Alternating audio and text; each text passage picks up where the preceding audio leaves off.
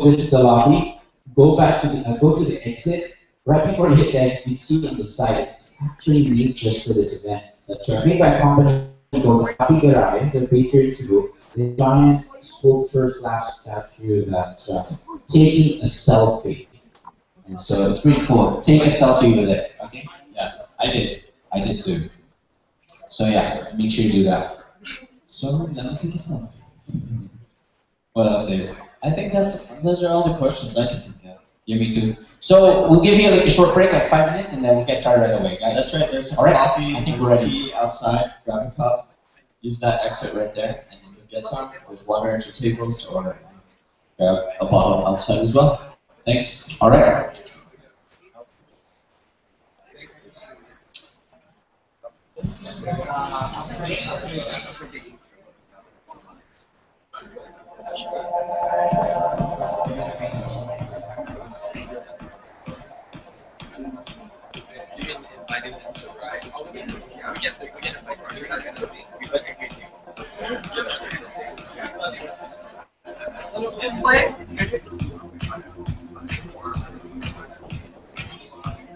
Coordinate.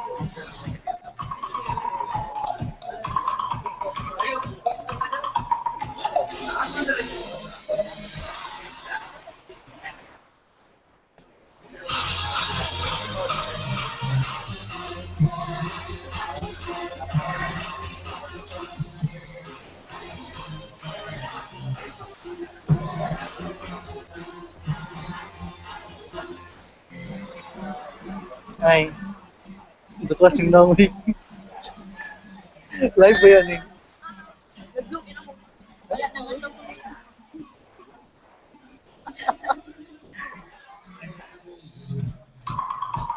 Table na lang ginasa natin.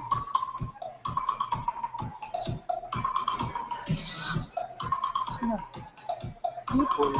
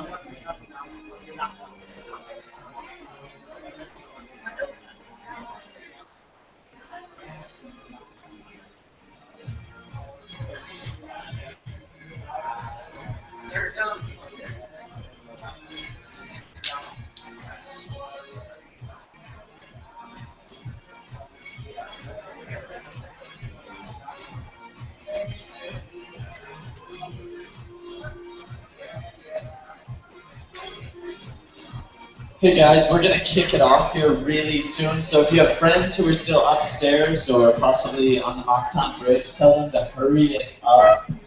So give them a text, go holler, grab them upstairs and bring them down. Ang CD sir, palitan ko sila. Ang CD kasi.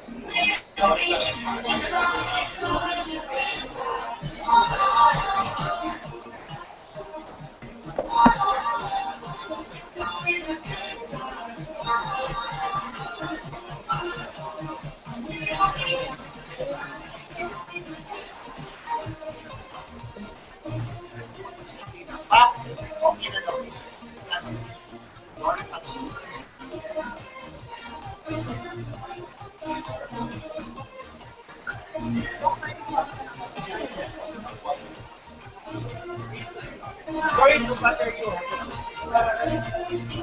Offered us to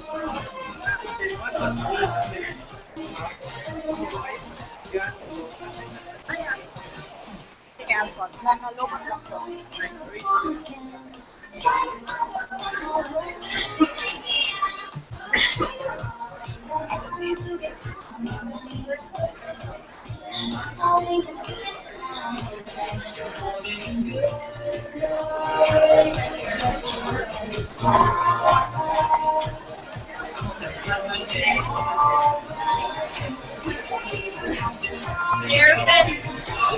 live stream. Sa video. Sige, sige, sige. Ito. Sige, sige. Forward ako. Kuya na kayo. Iba ka, naglaban ako. Naglaban. Saan ka? Saan ka? Ako lagi.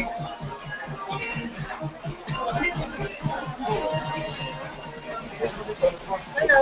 Hi, how are you? Thank you.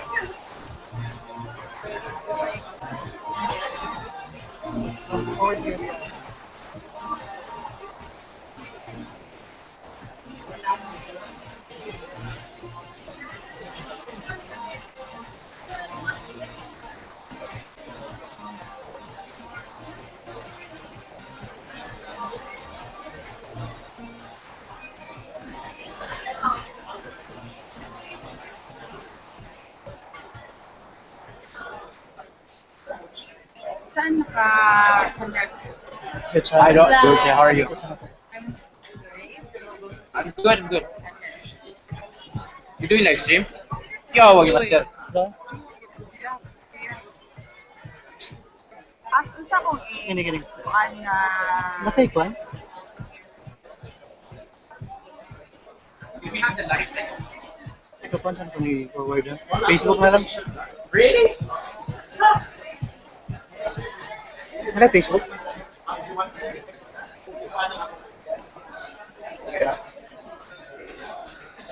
Saan naman ka, Dulce? Ay, kuya, gunita na. actually kuan sila.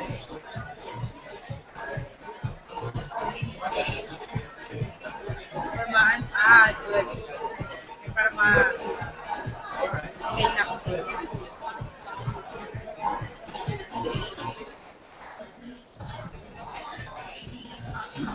Okay. Oh, gusto mo tayo.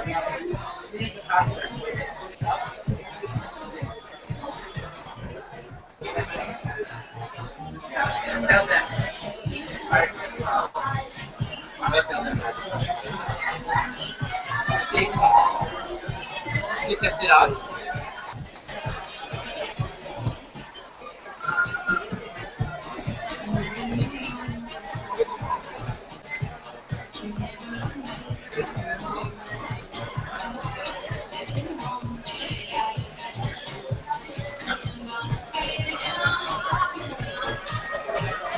Ilan pa kami nito? Score 7. Hey, do we start at 9?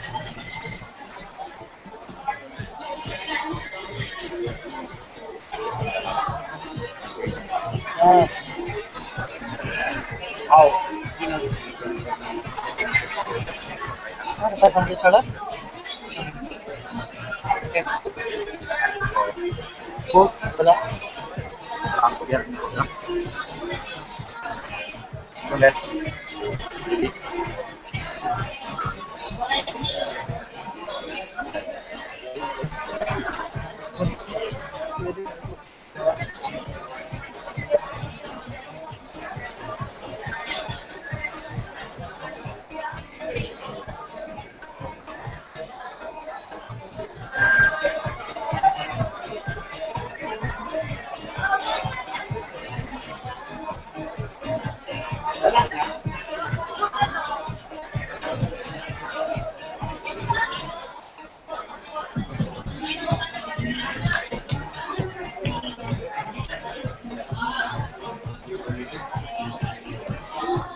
No problem.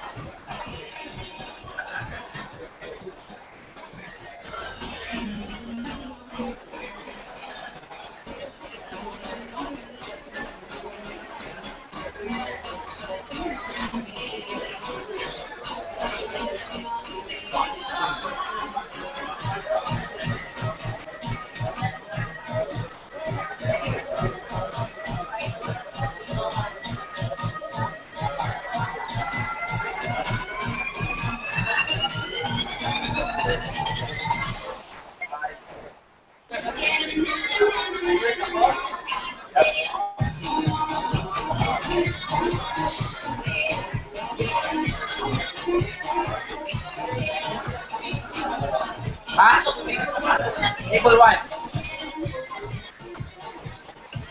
Table one. Right there.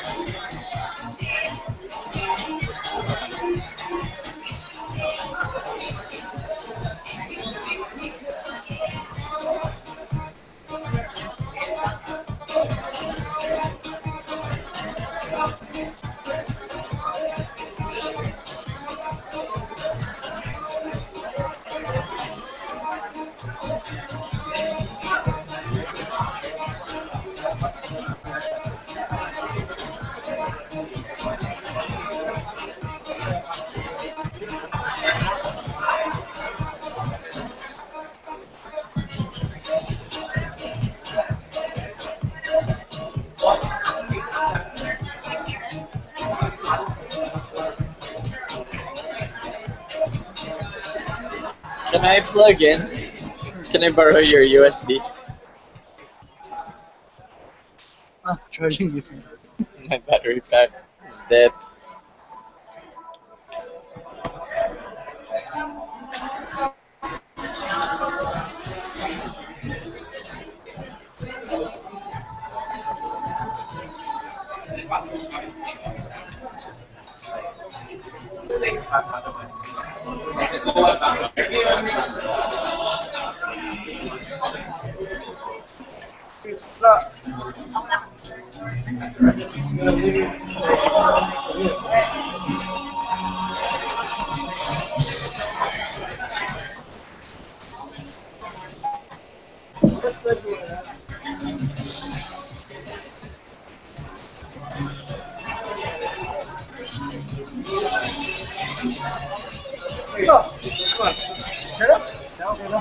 My first flight. My first flight after my surgery.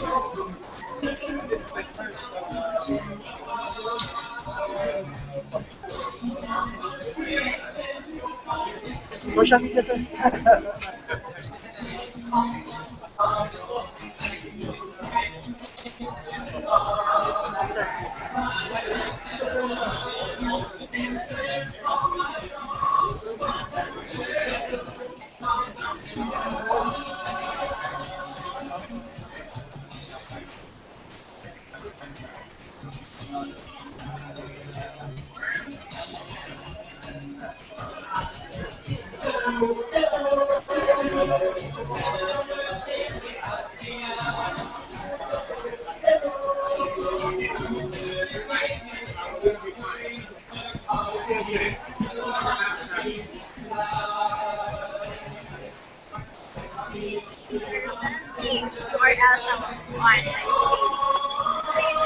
Friends ba ta? Hindi share nila. Name? Shaira. Friends man ta? Shaira. Ano siya? Pala? Ay, naakra na. Tiga, tiga.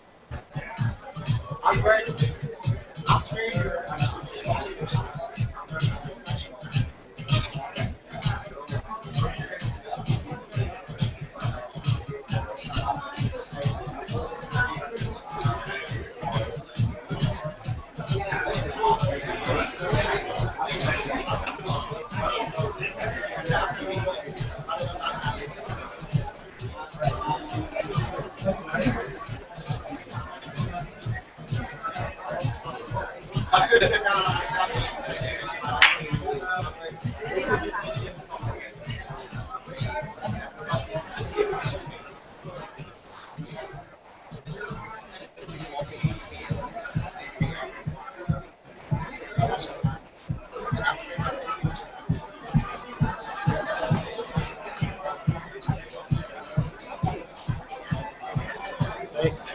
prito rin eh. F3 para nakita ko siya ba? All right, everybody, take your seats and we will get Geeks on the Beach 2014 started.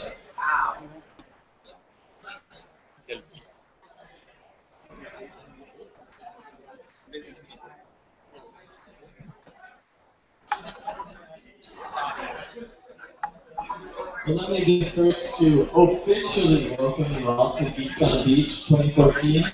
We're here at lovely Movenpick, Cebu. We're going to kick things off with the national anthem. They asked me to sing, but my voice is a little bad, so I've deferred that responsibility. So let's all rise for the Philippine national anthem.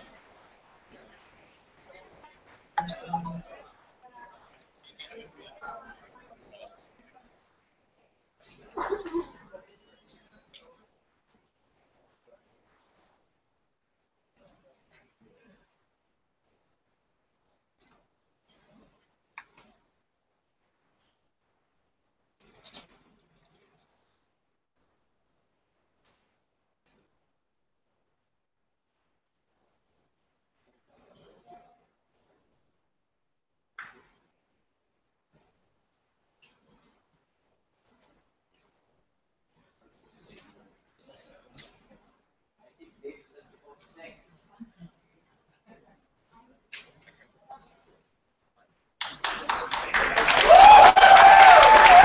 Did you hear me? I was singing. I don't know if you heard me. I was singing. Let's hold on for 1 minute. I think we're having some technical difficulties. Let's just go a cappella? Okay, look, I'm a white guy, so I'm going to rely on you guys. Ready? 1, 2, 3.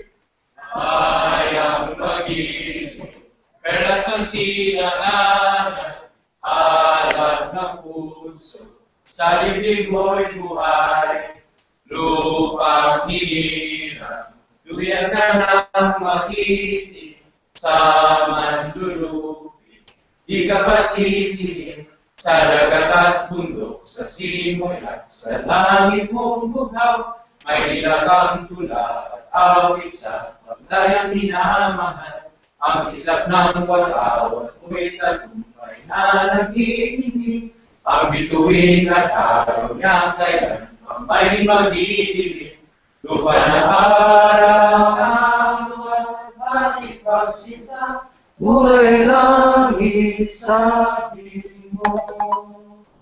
Ang biyaya na may mag-aakit, ang mamatay ng dahil sa'yo.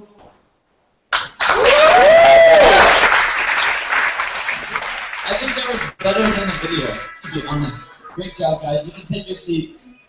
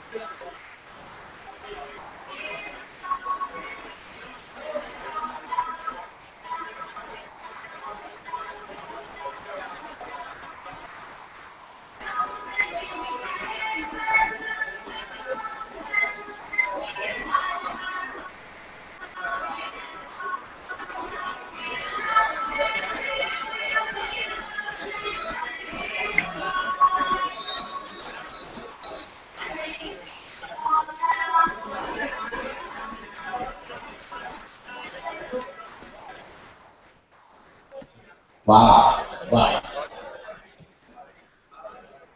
That's it. Wow. Yeah, that's it. It's like credits of the movie. I was wanting to see like the after credits part, the outside scene. I like that part. To Geeks on the Beach. I'm Dave. This is Albert. We'll be hosting. Hello. Hi. Hi, Albert. Hi. Hello. Go on. Sorry. Oh no, I was just gonna say we'll be hosting you. So thank you guys for singing the national anthem and covering for us. That was awesome. I think that's only possible in the land of karaoke. So that goes to show the talent beside you. That's right. We may have Founders karaoke later. We'll let you know. Singing off of Founders. Who can a lot of that last year? Yeah, it was great. Well, this is Geeks on the Beach, and this event would literally not exist if it wasn't for the driving force behind it, and that is none other than Tina Amper from Tech Talks. I don't even have to ask for a round of applause, so I'm going to turn it over to Tina. She's going to share a little bit of the vision and tell us more about Geeks on the Beach as well as Tech Talks. Thank you. Welcome, everybody!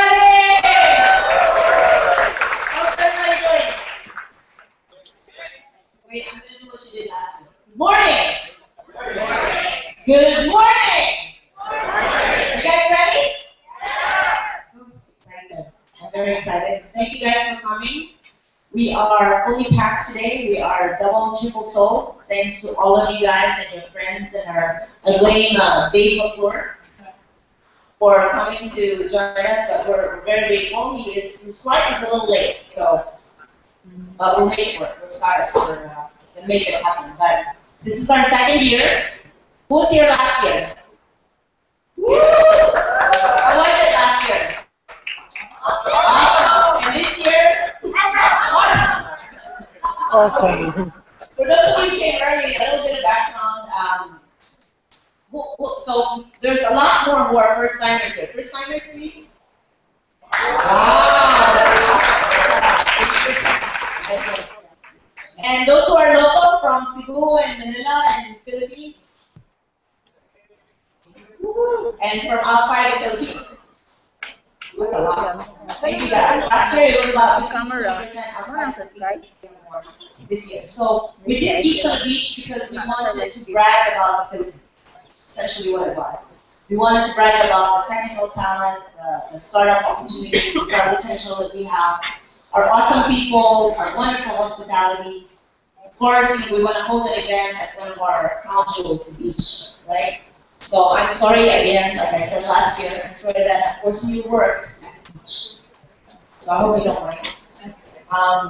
We did this also because we wanted to show the world that there's a lot more talent in the Philippines, in addition to being a big outsourcing destination, the #1 call center destination for global companies. We also want to develop the startup capabilities and startup potential that we have. It's an emerging market. There's a lot of excitement around it. I always tell people, no, we're not as mature as Singapore, but we certainly are a lot more charming.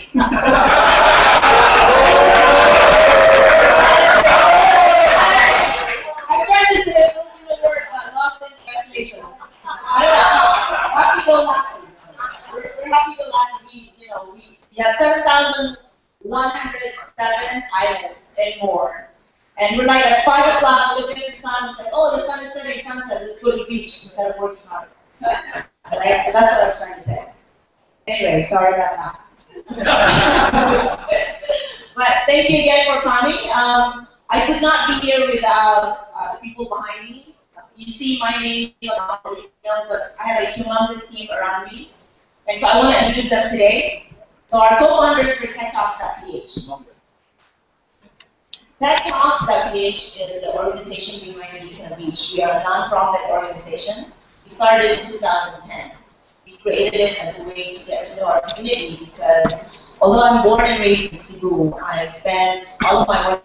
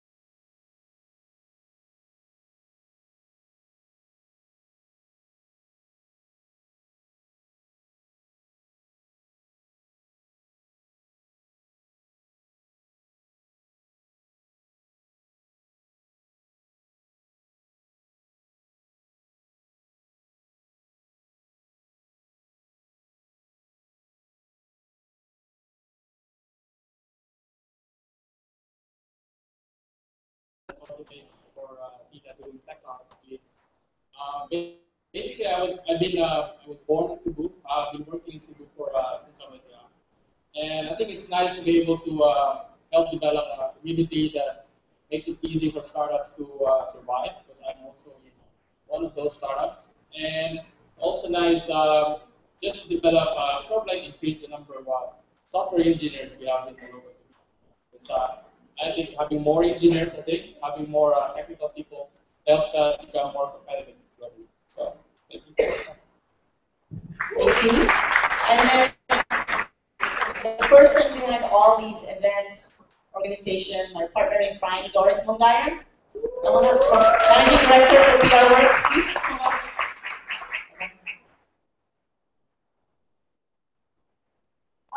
I'm shy. So I'm just happy that we're all here for the second Geeks on the Beach.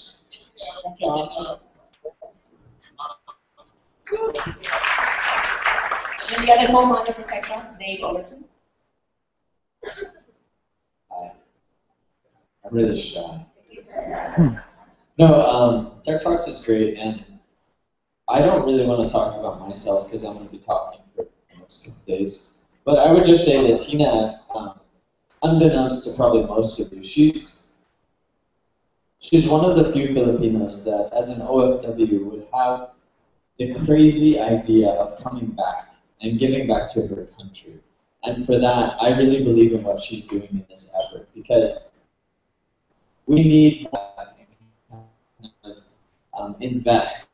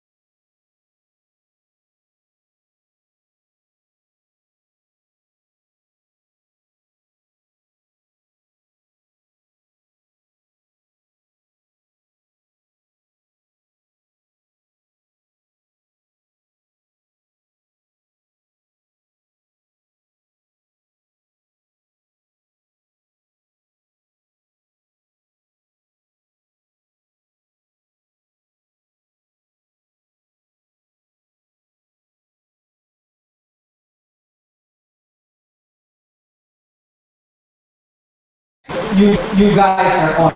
You can solve problems, make money with a hangover from a late party. You geeks do inspire me.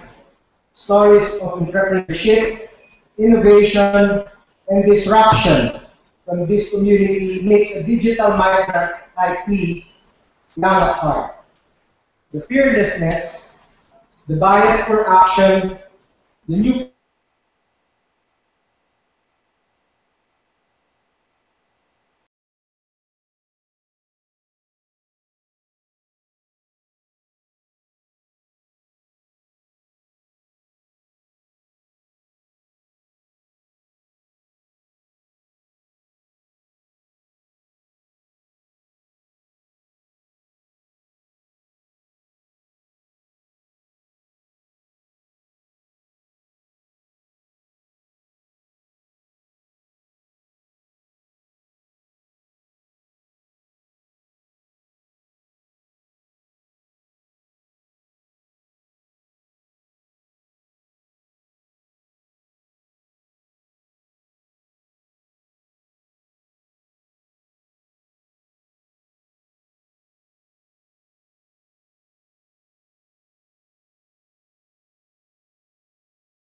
which is the wireless subsidiary of PLDT, the Philippines leading telecoms company.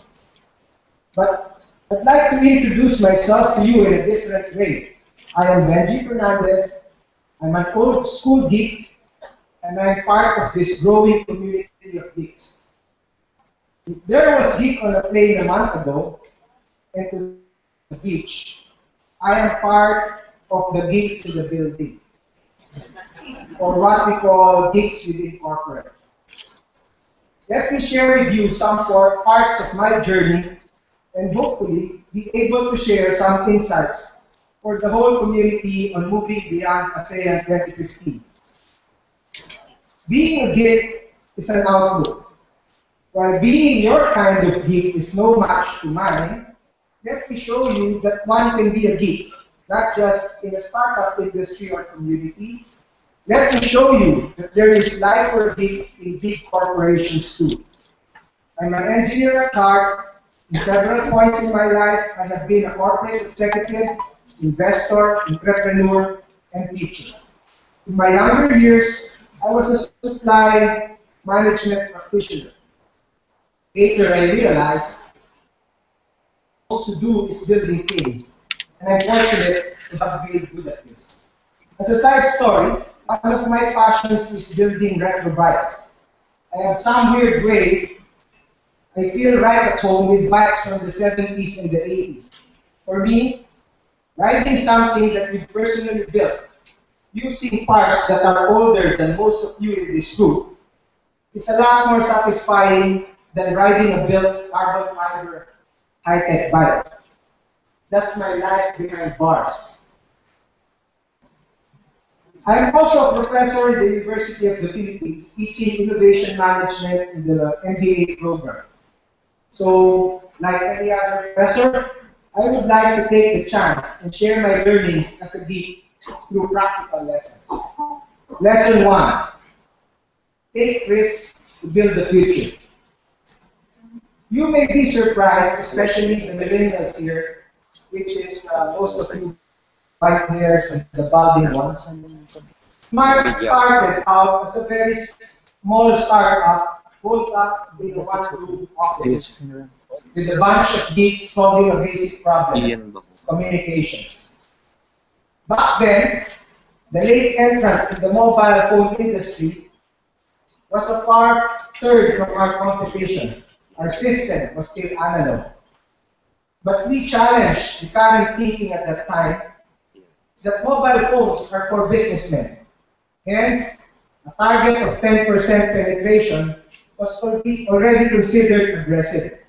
But our founders, Mr. Bea and Mr. Fernando, aimed for the masses because communications is a basic need, not just a business need. A bold decision 20 years ago. Now we see mobile phone penetration exceeding 100%.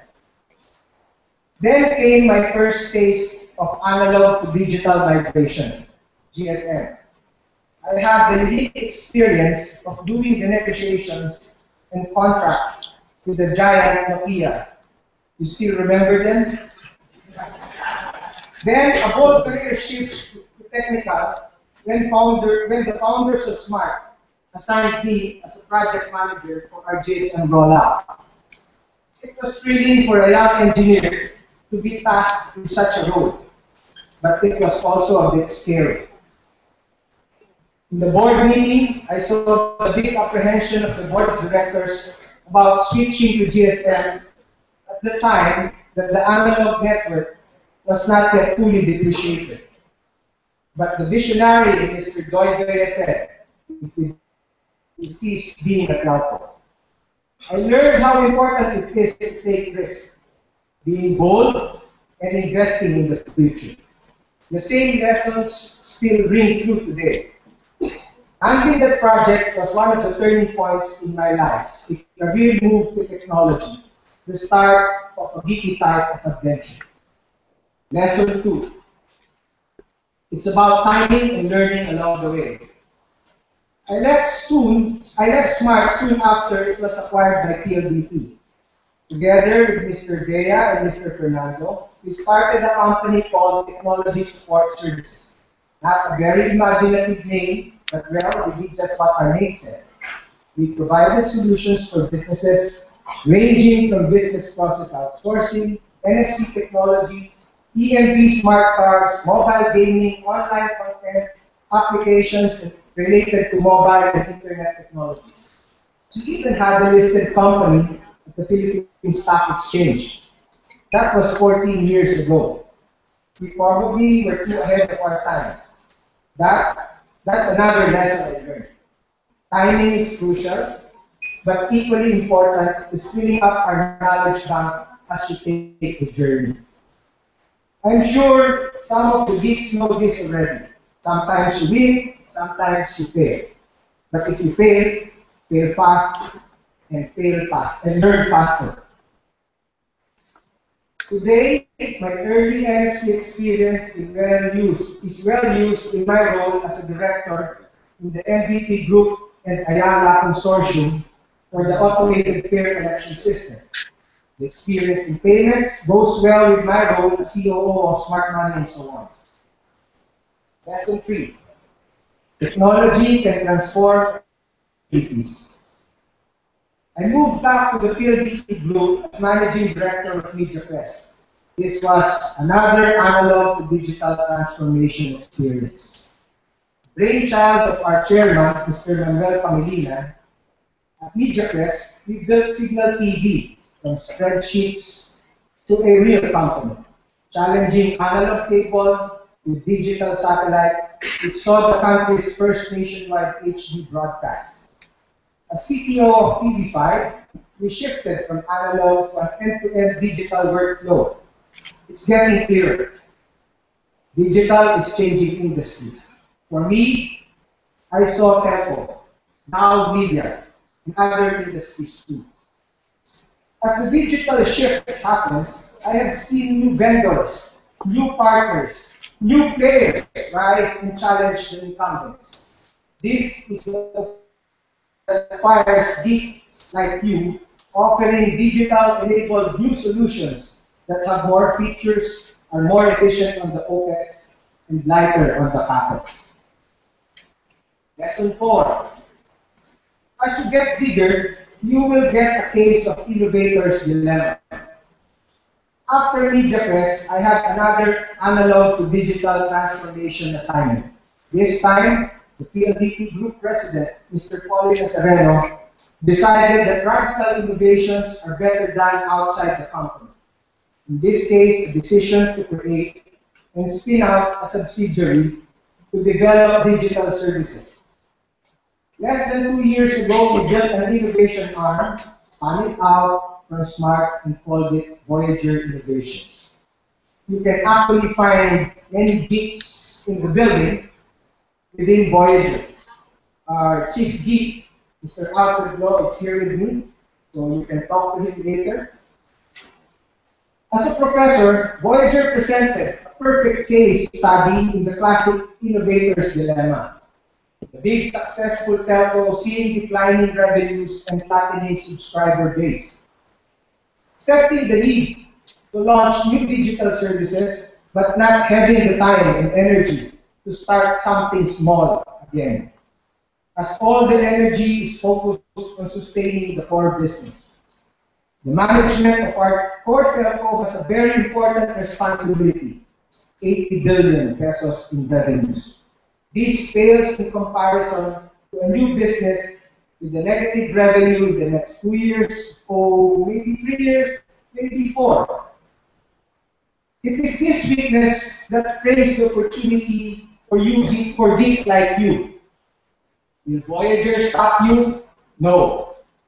Voyager and our cohort, Valencia of Idea Space, encourages you as we see partnership opportunities with you now or in the future. For example, at Voyager, we have invested in a startup called Wi-Fi and have entered into partnerships like Race and Skyscanner. Voyager has a small space that we want to work on. The intersection of telco with the various industries within the MVP group. Always, healthcare, mining, media, power, and water utilities. These intersections is the sweet spot where unique digital products can be positioned and these assets are mashed up. An example of this is Voyager's internally developed sports app, Pinoy Hoops, that incorporates telco with sports and TV. Likewise, we have projects like our wellness app, co-developed with Cardinal Santos Hospital. Unfortunately, we failed in that one, so it's on hold.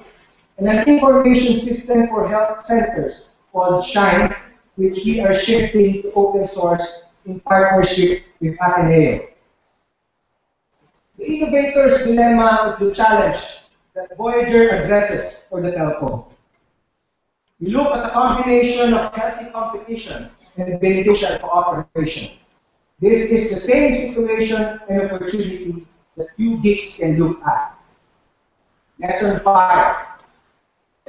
Aim for long-term partnerships and fast execution. Meanwhile, we are applying the same the global pioneer in mobile money.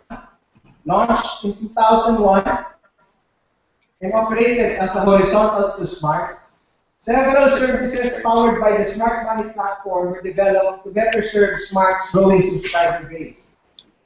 Smart e-load and paid money that enabled the productization of sachet load and service packages. Then the first P2P service at the time when mobile apps is not yet available. Smart Pasa Load and Smart Padala. No time to rest. Let's increase the tempo one more time. Seeing the high level of activity happening in the e-payment space, Smart decided to spin off Smart e-money to unlock the potential of its deep knowledge and rich platforms. Quickly, we introduced new services such as Lock by Mobile and Charge to Phone, including new partnerships with Visa and Citibank, adding quickly partnerships with the likes of MasterCard, BPI, BDO, MasterCard, Western Union, and so on. Speaking of business partnerships, it's just like with people. Real ones are long-term. Real ones will have good vibes even long after the partnership has ended. Partnerships can take many forms, but the ones that succeed are those designed for mutual benefit. For example, MasterCard, our long-term partner for Smart Money, wherein we shifted from equity owner to a commercial partner. Late last year, we parted as JV partners, but immediately started work on a bigger co-development project, which we will launch soon. Watch out for this space. And now, the Rocket joint venture. This was a deal that had its beginning just last February. But in this new digital age, indeed, things move fast when the right elements converge. Rocket Internet has been developing commerce for emerging markets for the past 7 years. As the emerging markets enter the digital adoption of smartphones, the unbanked and the uncarded segments have to be enabled to participate in the digital economy, a large part of which is online.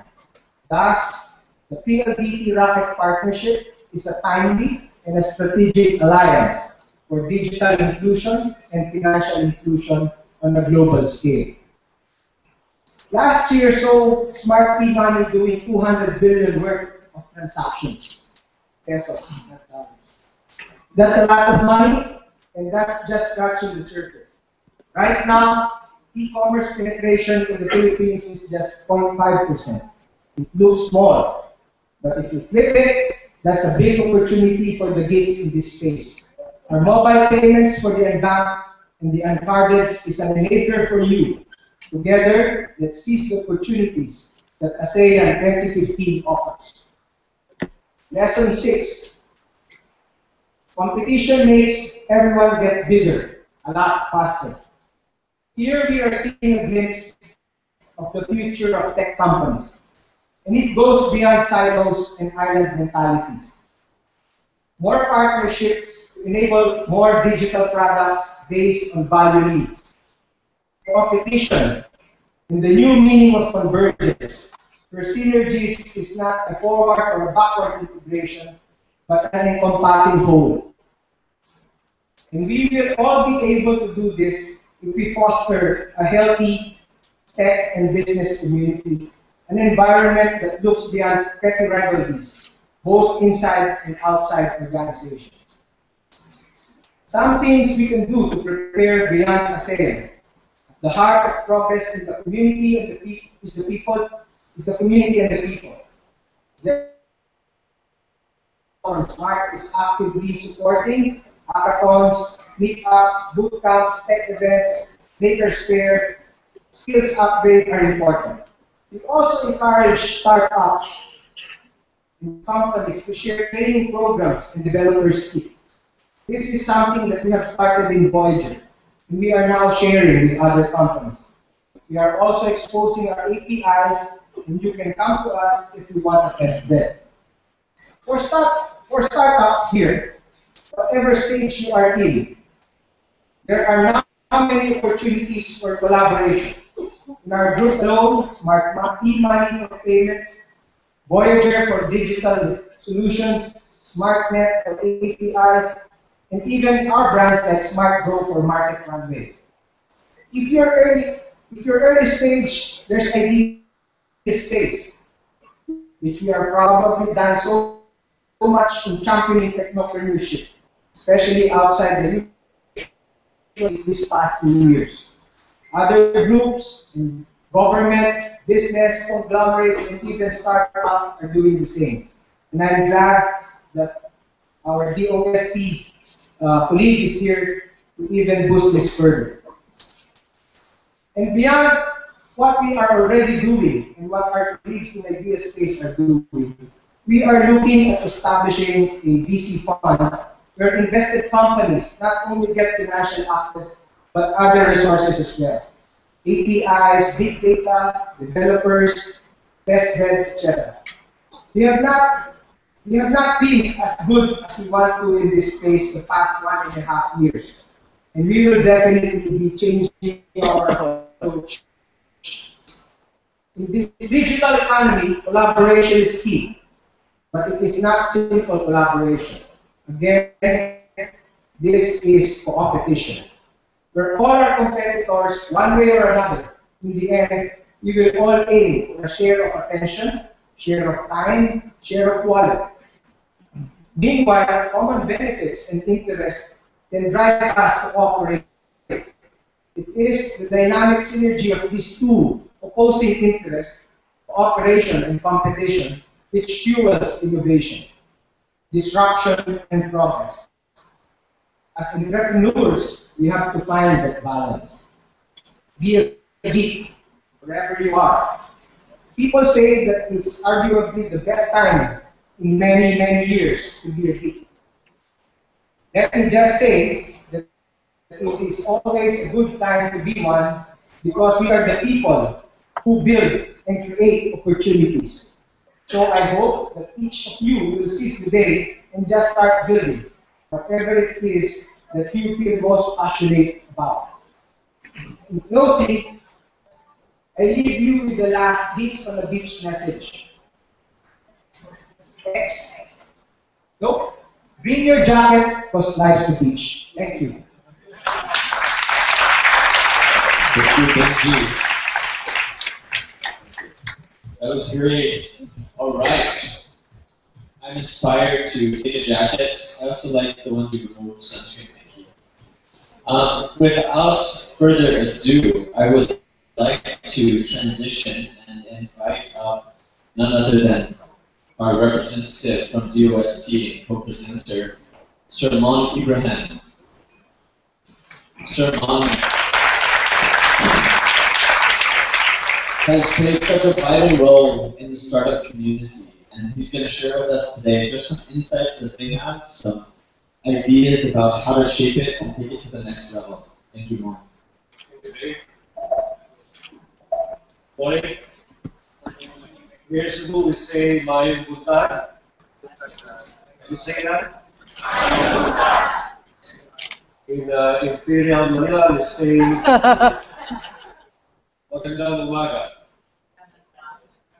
Hey, are there a few people here from Manila? Still asleep yet? Still asleep. Oh, they were asleep. We are. Oh, okay.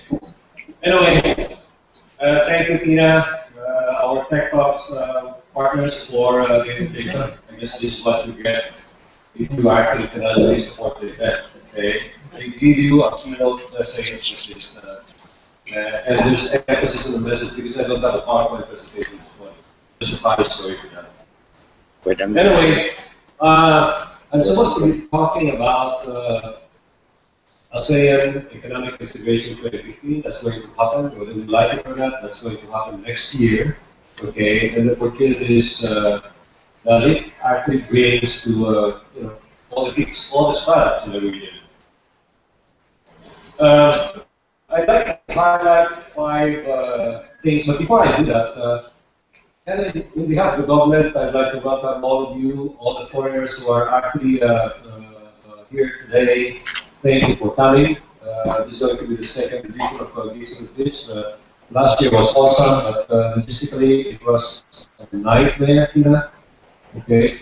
And so we decided to actually bring the event to Cebu as much as this, more manageable, okay? And of course, he heads from Cebu, that's probably the reason why. Just one small request from the government. All the foreigners, before you leave, can you just chip in a bit to help our economy here by spending some of your money to buy items, all the Cebu staff here, Lechon, bring them over to the States or even Singapore, Malaysia. Okay, thank you so much. So what does ASEAN 2015 means to digital startups? First thing we all need to actually be aware of is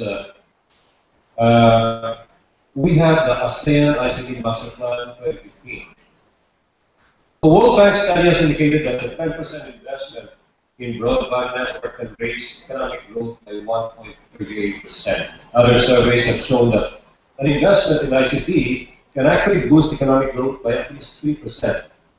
ASEAN leaders have evidently taken such numbers to heart because in 2011, and I'm happy to actually be the Philippine sole leader there, they actually launched a region-wide ICT agenda called the ASEAN ICT Master Plan.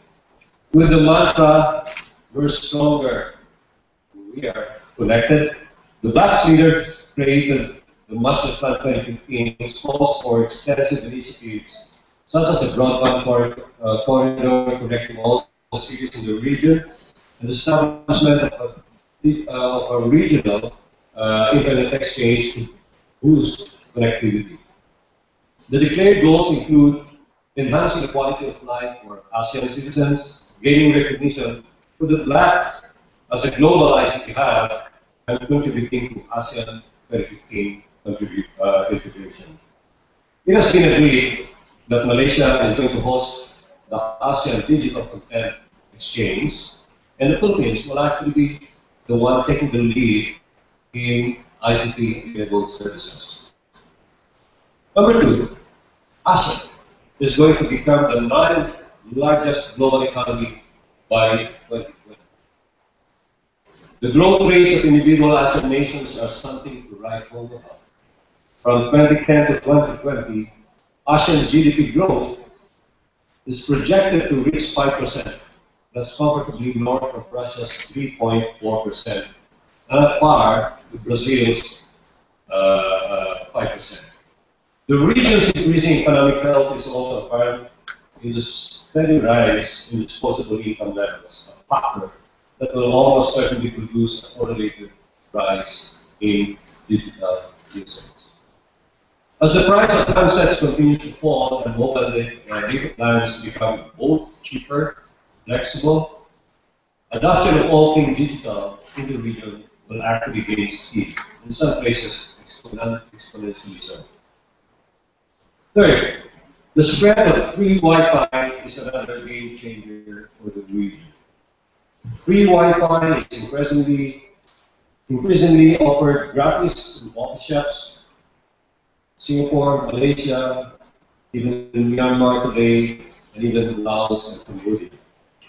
This means that the challenges that many people have faced trying to get connected, particularly those in rural areas or dependent on fixed line access, will be significantly reduced. In the Philippines, we're actually starting a project we call the TV White Space project, where we intend to actually make use of the used TV frequencies and use them for means of providing free Wi-Fi to the different rural areas in the Philippines, specifically using them for disaster risk management, e-health, and education. Number four, the region's young population. The region's young population is set to benefit from the rise of accessibility and affordability of internet access. By 2020, those under 30% in the region will actually make up 40% of the total population, far above the 36% of the same age level in China. The number to watch behind those numbers is the expansion of the middle class, traditional engine of consumption in the region. 26% of the region's household will be comfortably middle class and will undoubtedly be driving the continuing digital adoption and development of new services to serve their evolving needs. Number five, ASEAN is going to be, and is today, the global leader in digital adoption. On average, 95% of the online population in Singapore and Malaysia, the region's most developed markets, own a laptop or a PC. What's a PC? Compared to the global average of 85%, according to a 2011 study. Mobile phone use is off the charts. 80% of internet users in those two nations alone own one, 5% points higher in those higher than the global average. Yet, mobile phone ownership in the region's four less developed nations in the same study, that's Thailand, Indonesia, Philippines, and Vietnam, are even higher than in those two developed markets, coming in at 90%. Likewise, the numbers for adoption of more advanced digital tools look just as impressive: smartphones, wireless phone routers, tablets. All the well-known global internet and social media services have become an integral part of ASEAN digital lifestyle. This combination of global and local players is creating a vibrant, fast-changing, competitive digital ecosystem. Startups like all of us must actually assess and exploit as part of our overarching business strategies. It is interesting for startups to know but there's a kind of addiction effect in play here in the region. The longer Southeast Asians are online, the more time they spend on more online activities. Across the region, those who have been online for more than 5 years spend 10 hours a week longer online than those who have been online for less than 5 years. What's even more amazing is the growth of digital in the ASEAN region. 194 million new internet users will come online between 2010 and 2020 in the ASEAN 6 nations. 91 billion of them alone, in Indonesia alone. The region will definitely become a hotbed for digital innovation and future. The more startups understand that it really latent demand in the region and factors that can release this demand, the more opportunities they will have for new services and build out bigger markets. The ASEAN region has offered and continues to offer every bit as much promise as the weak countries, but with lower levels. Similarly, lower levels of risk. The region has its share of challenges, political roadblocks, infrastructure deficits, and logistical hurdles, but it can always be argued that the difficulties are more than counterbalanced by the exceptional opportunities that are available. Thank you very much, and good morning, folks. Thank you so much. That was one. So as you can see from these two opening addresses, founders and startups come from all walks of life. We have whether now big corporations, big businesses. They used to be startups, yeah. They used to be startups. They started in a small room. We have government support from the DOST and other agencies. And key profile that, well, maybe I'm a little biased personally. What is that? We should just thank, the entrepreneurs, the investors here, the government, the developers. I mean, who here is like a founder or entrepreneur? Raise your hand. How about the investors? They're not showing their hands. Like the geeks are surrounded by them, they're gonna hound us. How about the developers? Oh, in the room. Yeah, it reminds me of that. What is that one? Guys, yeah, the developers.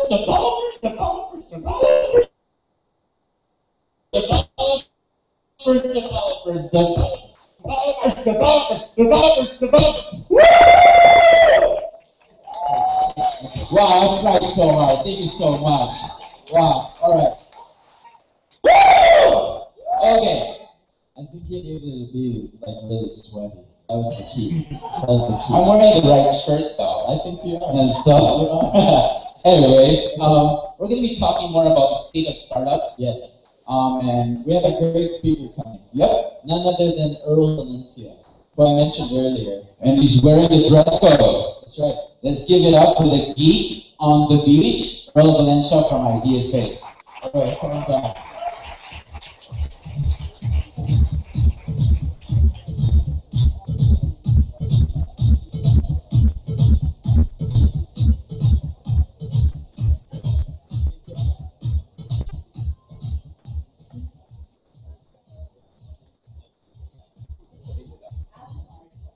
Video.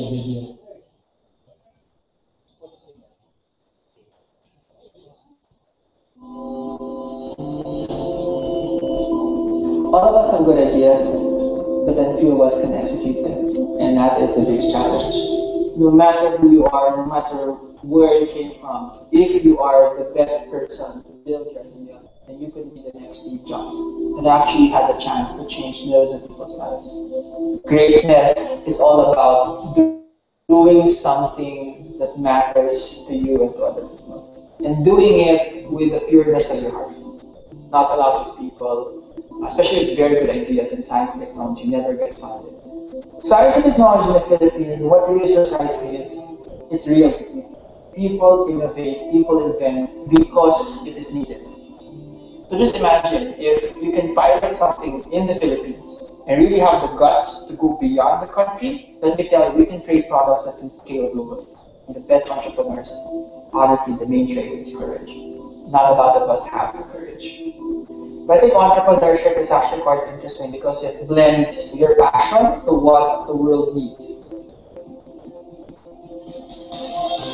I think IDSP is all about creating change. It's about building dreams, building vision of people that then can hopefully translate to faster growth and economic development for us in the Philippines and for other emerging markets.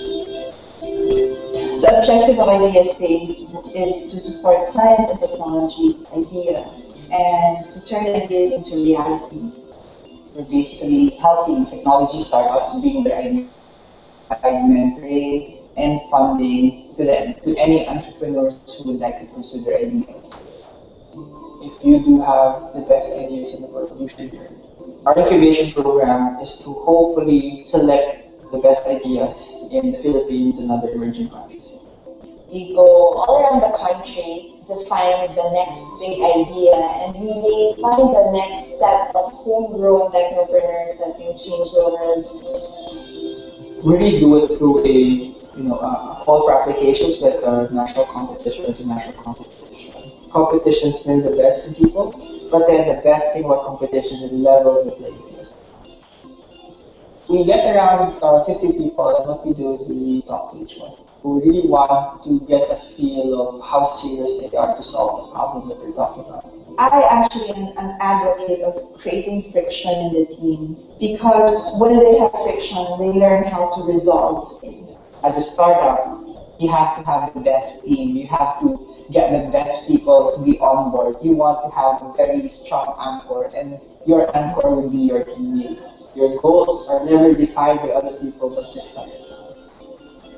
Anybody, regardless of who you are, what your last name is, has a chance to write your own destiny. A very wise person once told me that you have to follow your passion. I guess it's a combination.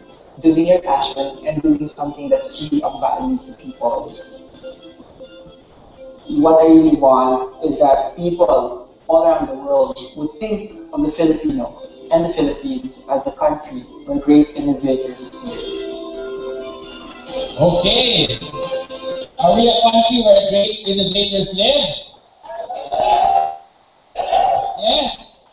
So I guess let's go to the presentation, and I'm going to talk about kind of the observations I had since I moved to the Philippines about 2.5 years ago. It's been kind of a crazy ride. Just imagining a room full of geeks from all over the world in the Philippines right now, just unbelievable, right? So some of us from here, like I was in Silicon Valley, we've been kind of dreaming about a moment like this for how many years, and I think it's slowly been happening. So, kind of in theme of our tourism campaign, why 5 reasons why startups are right now, more fun in the Philippines in 2014, right?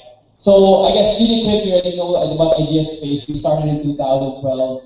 We're in a national competition, you get about 600 to 700 applicants for 10 spots, right? And then we're backed by the First Pacific Group, around $500 million pesos, $12 million.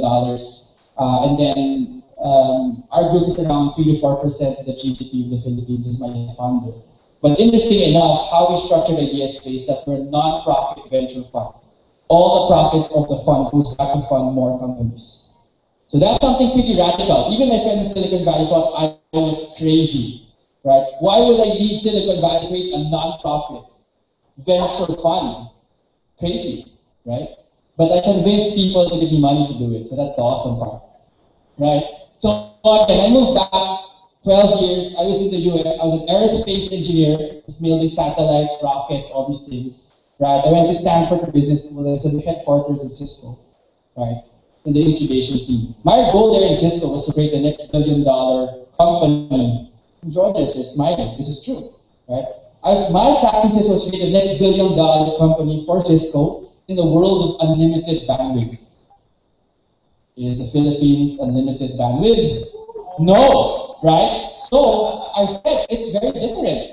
Emerging markets is so different, and that's kind of what messed up my mind. I said, can we really build startups in the Philippines? And kind of I'll give you some of the reasons why it was pretty awesome of what's happening, right? So I moved from Silicon Valley to create the Silicon Islands. hopefully, right? So, I guess, oh, okay. So really quick, I guess space in 2 years, right? 150,000 people that we've talked to probably. You know, Kylie always says there are 34 events. For the first year idea space, we did 60 events. I flew every weekend, right? In all corners of the Philippines to kind of find the next person that maybe I can find. It was crazy, right? There were some times that my team was in 3 different cities. One in Luzon, one in Visayas, and one in Mindanao in one weekend. Because we said we gotta do this. If we don't do it, who will? Right? We made around 20 investments, around 1,300 submissions in 2 years. And then we created 100 jobs in 2 years. So that's another thing that is kind of quite intriguing, right? You know, we have 6 patents. Just for information, we have around 35 invention patents filed per year in the Philippines by Filipinos. And we have around 6 of that. So we have 20% of all the invention patents in the Philippines last year, right? So, reason one why I think the Philippines is awesome in 2014. So for people who don't know, especially for our foreigners, and even the Filipinos don't remember, why we have an advantage. Number one, we are what? A melting pot of cultures. Yeah, everybody says that. But this is true. What is it true? We party like the Latins, we do business like the Americans, and we have the entrepreneurial spirit in like Asians. Is that true? Are we going to prove that tonight, that we party like the Latins? Aha! Right? And with the Latin Americans paying the visa. It's pretty crazy. Number 2, right? Growth. I'm lucky because I came to the Philippines at the right time. I think all of us who've seen the past 2 years here. I went to China in 2008 for an exchange program at Tsinghua, and I was like, wow, this feels like it's happening. And we have to embrace that. We have to say, this is happening. And you know, our stock market, maybe you can see that in 2 years it went up 61%. Right? Unbelievable! So how do we take advantage of that and the growth? Right? Obviously, I'll kind of give you like the random stats and all these things, but you know, fastest growing economy in Asia last year. You know, it's the hockey stick, startups. This is the economic hockey stick, right? Right. So that's cool, right? Investment grade, right? People don't think what the implication is, but at least we're safe. I think first time in so many years, and then. People always ask, what does it mean, economic-wise? So this is something I got from Harvard when I was there. We actually are a technology-based economy. People just don't know it. Most of our exports, you know, are in technology, integrated circuits, data processing machines. I always thought it was bananas and coconuts and gold. But apparently this is technology. So how do we in this room embrace that? That's kind of fueling the growth, is that for the past how many years, actually it is the intra-trade within Asia is fueling our growth. Right? I thought, but then within Southeast Asia and Eastern Asia is the one that's fueling our growth. So again, when you think about starting a company, how do we pilot in the Philippines, expand to Asia, and then conquer Europe? So that maybe is your blueprint. Right? Reason 3, and some of my investor friends saw kind of my charts already yesterday, so sorry, but for the others, what I think we can lead in. And again, we've reviewed 1,300 ideas in the past 2 years. And we can probably lead in emerging market ideas. I don't think a lot of people kind of think that, wow, is there money in emerging market ideas in agriculture, healthcare, transportation, energy, water? I think we can. I think not a lot of people is looking at that space. So I think that's a chance for us to lead. Okay? Again, so some of my companies, right, bus booking system, queuing system, internship, dengue mapping, disaster preparedness, real estate education. I think, you know, this is not what I thought I was going to invest in, right, 2 years ago. But this is what I see was the best need. And then I realized if we perfect it here, I'm going to scale this out globally, right? Because most emerging markets need this, right? They don't need other kind of social stuff, right? Reason 4, and people saw again, yesterday, funding is flowing to the Philippines for the first time, I think, in like a super long time.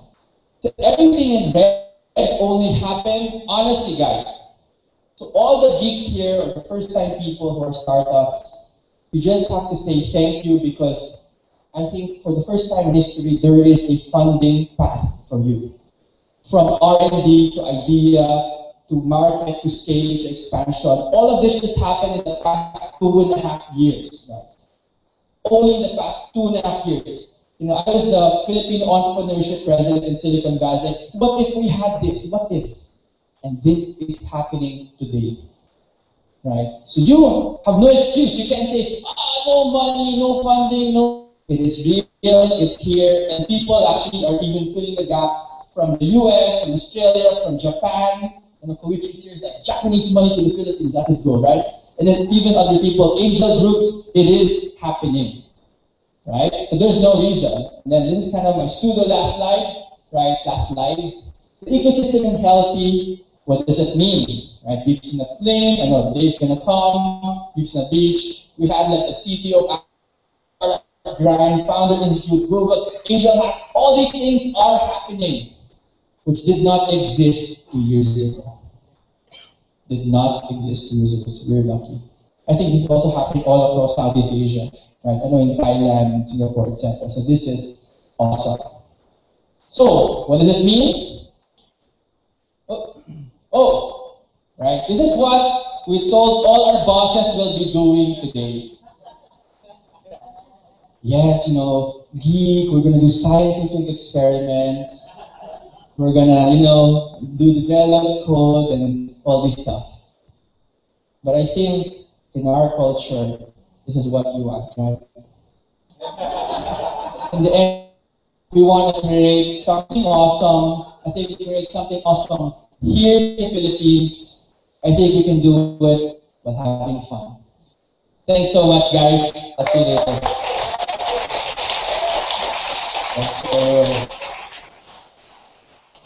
That was great. All right, so that was a great speech. It's an exciting time to be a startup. I think if we can summarize that, it's very exciting to see these changes in the space.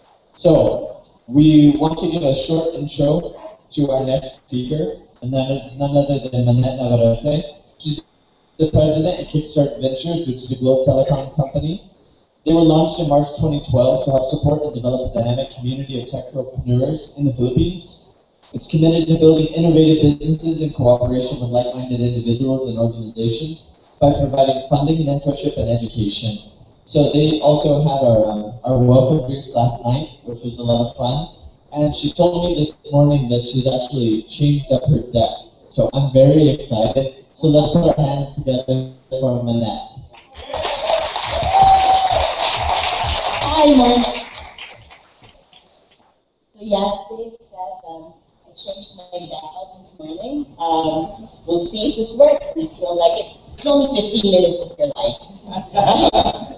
So yes, first we'll talk about the deck up. This is the last slide. We're done already.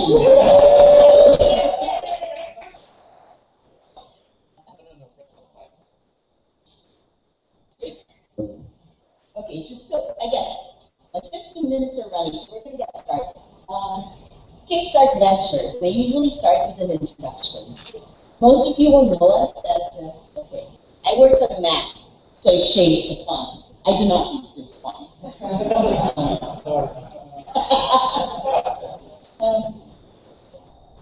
Slides changed. Okay. Can you see that? Because I can't see it from here. Okay. So Kickstart Ventures. Most of you know us as investors, and a lot of what we do is investing. We write checks for early-stage digital startups in exchange for minority positions in their companies. Our portfolio companies have access to an excellent mentor pool from all over the world. And it's important to us because we have this bias. We're opinionated, as you might imagine. It's not too obvious.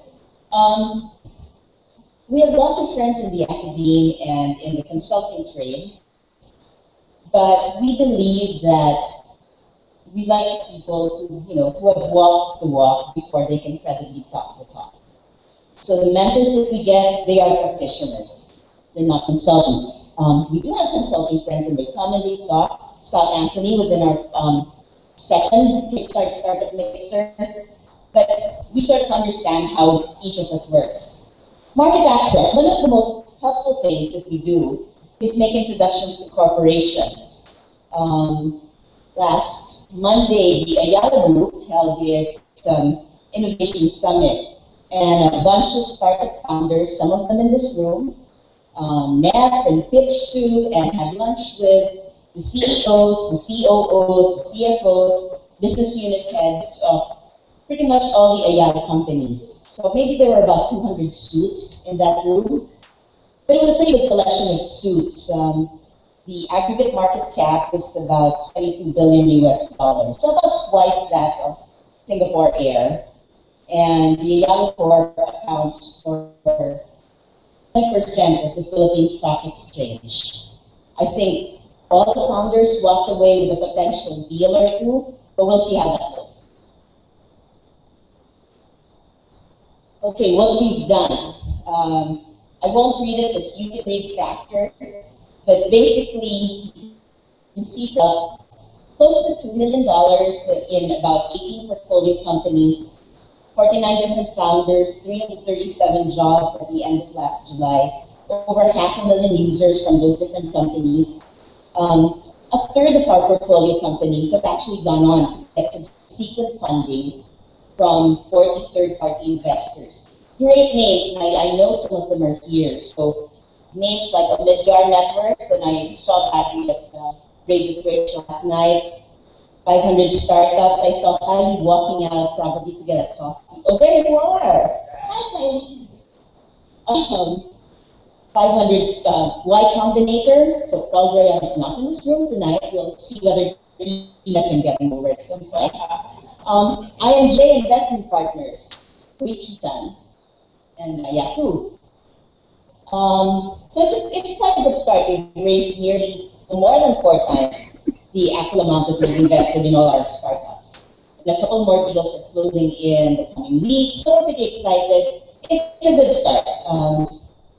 I'm frequently reminded by my boss that this is not, however, what we are after, and what we all wait for, like most of the people in the room are waiting for, that significant exit or exits that will prove that the Philippines is a legit innovation ecosystem. At the moment, we're starting out, we're learning. So, how many people were at Raid the Fridge last night? How many have ever been to Raid the Fridge in Manila? You should know that back at home base, our fridge has a couple of bottles of champagne unopened, waiting for that first liquidity moment. It'll be nice if you can do that soon.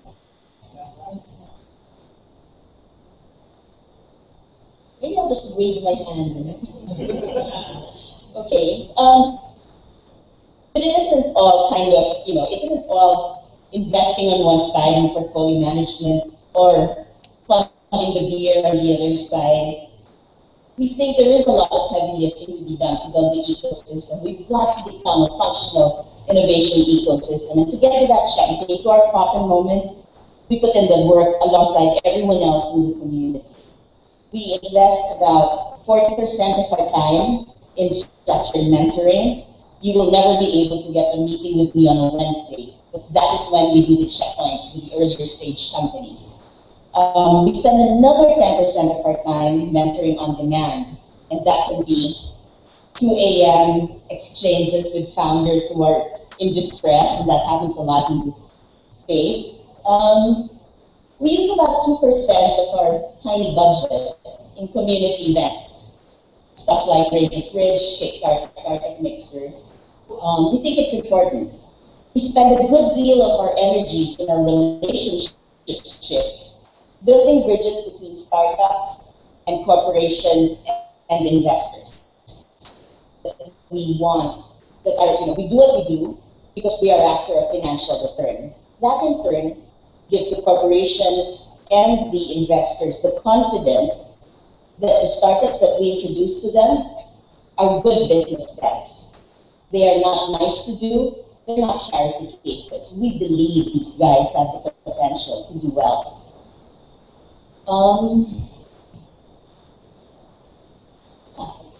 We skipped a slide. So we've learned a bit along the way. We've gotten it back. Magic. What have we learned along the way? You know, we don't have it all figured out. There isn't a playbook. I think Earl mentioned the same thing in his talk. We are making this up as we go along. Kickstart is famously known, I guess, for, among other things, our opinionated view that there is no formula that is Silicon Plus landform for the Philippines. We have a very different context, and therefore we need tools. What we have articulated is not a roadmap, but we have articulated a set of values and principles, and we kind of trust that that's going to help us act and decide correctly when we get into the unfamiliar territory and the obstacles that will come along our way. It's a little bit like the course. So yeah, deciding quickly and clearly. In the space where we're at, and you know this more than I do, there are knowns, there are unknowns, there are unknowables. There are things that you just cannot do unless you launch. This is what I said, by the way, to the Globe Board when I pitched for the fund. Can't promise the results because you can't know. But you've got to go out there and act with vigor and with commitment. Time is one of your scarcest assets, and it's got to be something that you use judiciously. You'll never learn by overanalyzing and negotiating too hard, flip-flopping between decisions. That can kill innovation, whether you're in a startup, in a corporation, whether you're an investor. Okay, Yoda. This is probably every mentor's favorite mantra. One of the reasons you take money from an investor is so that you can act with a feeling of abundance. Don't skip on the wrong things, right? Go all in, because that is the only way you're going to test the market correctly.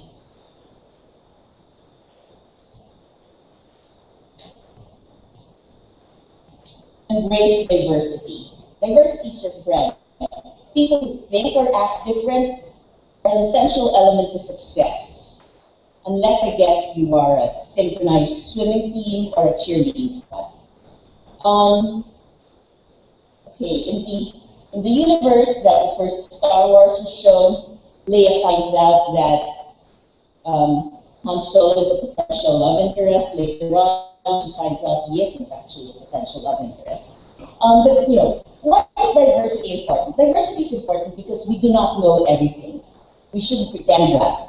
And the people who will run a contrary opinion, they're the guys who are going to help us figure out the optimum solution to the problem.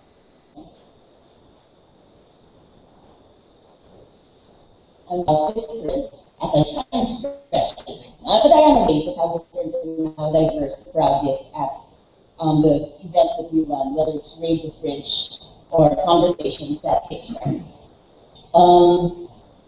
Yes, scale, succeed, take the responsibility.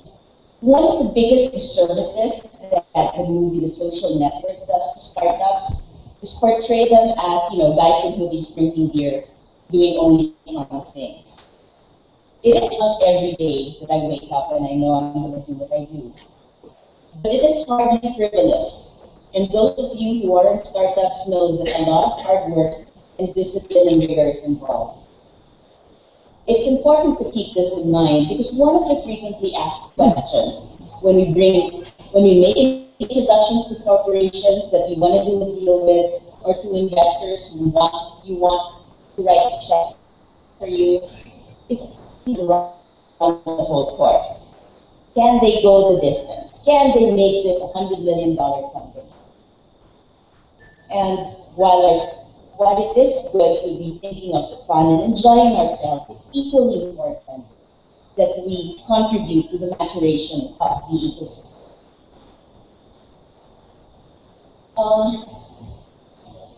This slide was originally, observe and measure obsessively.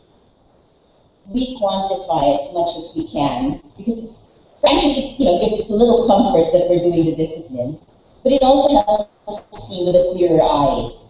You've got to make rational decisions. You've got to be objective, and frankly, you have to know your own biases. Understanding your personal biases helps you see things, compensate for them, ask outside opinions, and build a decision process that is more robust than if you went by the seat of your pants. This goes for startups as well as for investors, by the way. Okay. Do the hard things. Attempt the impossible. Not because it's inspirational fluff and it gives you a warm, fuzzy feeling, but because, frankly, the hard things have the potential to yield great returns. We look for the people, we'll fund the guys who do the hard things or who understand what it takes. The odds. This is why we're in this space. We understand the risks. So it's okay to come and say, I'm going to take this and it's going to give me a 1 in 100 million chance of success. If it's worth it, and if we think we can trust you, we'll put money in it. Trust and be trusted. You need to have an ethical backbone. If you're a startup founder, this means don't lie. Investors have a well-developed radar for bullshit. And it doesn't do you any favors, misrepresenting things. You're better off telling the truth and trusting that the investors will understand. If you're an investor, don't be evil. Don't send out credit card term sheets. It breaks my heart when I see people asking for 30 or 40 or 50% of a really early stage company. Come on, guys. And it's so hard to turn away somebody who's got a great idea and a great team, but frankly, whose structure means they're not going to be able to make it. At the very least, it makes them unappealing. Also, don't be an advisor who says, I will get 10% of your company for making introductions. That is not the way to build a company and an ecosystem. Final word. You've got to invest. If you're going to make a mistake, err on the side of generosity. There's a lot that can be done. It's a really promising environment. And as Dave said earlier, let's invest in the country. Let's help startups succeed. Let's build a dream together. Thanks for your time. Thank you, Minette. That was great.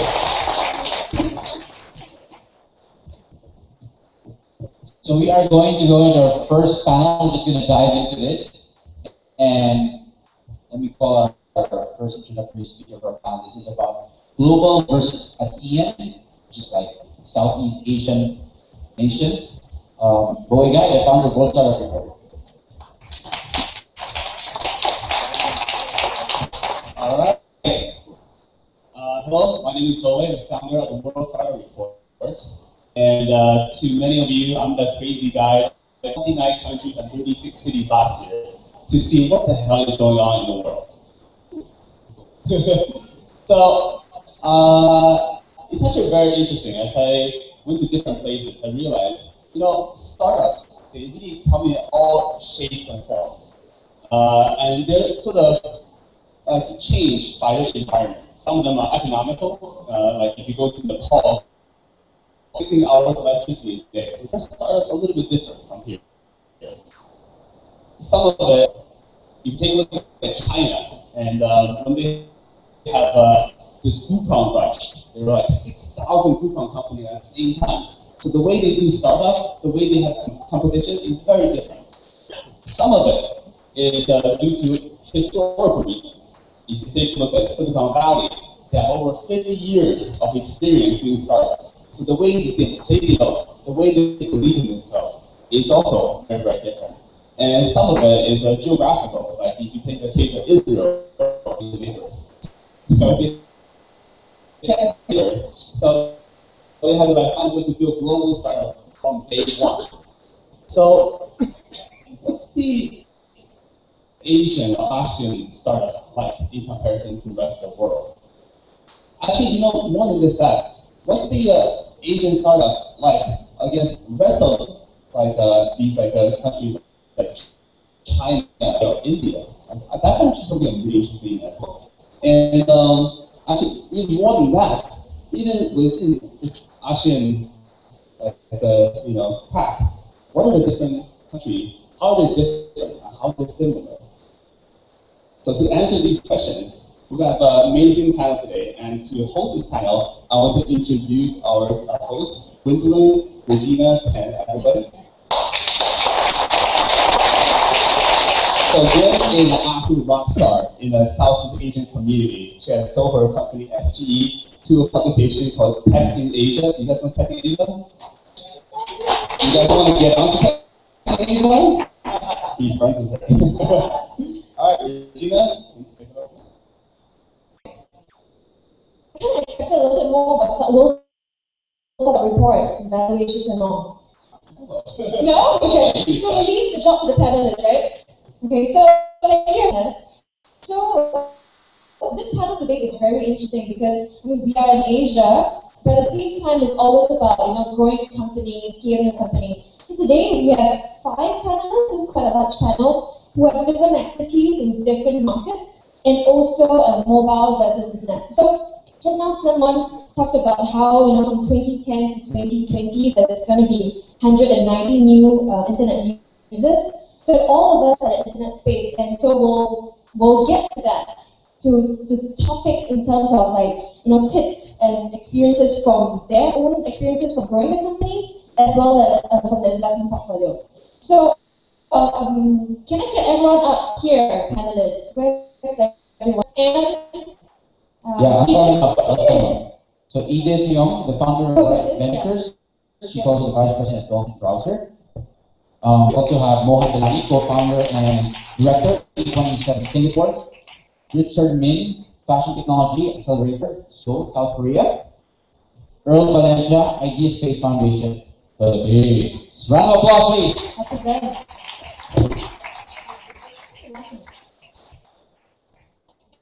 M is also speaking. Albert, M. All right, let's go. It's on the list, but okay, so let's round of applause for M. Okay, thank you everyone. So before we kind of delve into the topics, we'll all each give like a 30 seconds introduction. So briefly about myself, so Boy is kind of my experiences have been in internet space for the past 9 years as both an entrepreneur and investor. So I started a blog blogging about technology startups in Singapore and Southeast Asia 9 years ago. For fun, I sold it to Tech in Asia last year, so I'm with Tech in Asia. And along the way, I also founded a fund investing in digital media companies. We had 35 portfolio companies, we had 3 exits. The rest died and we're 4 still alive. So we're still looking at that. So so that's my experience. And I'm going to pass it on straight to our panelists. Edith? Oh, hi.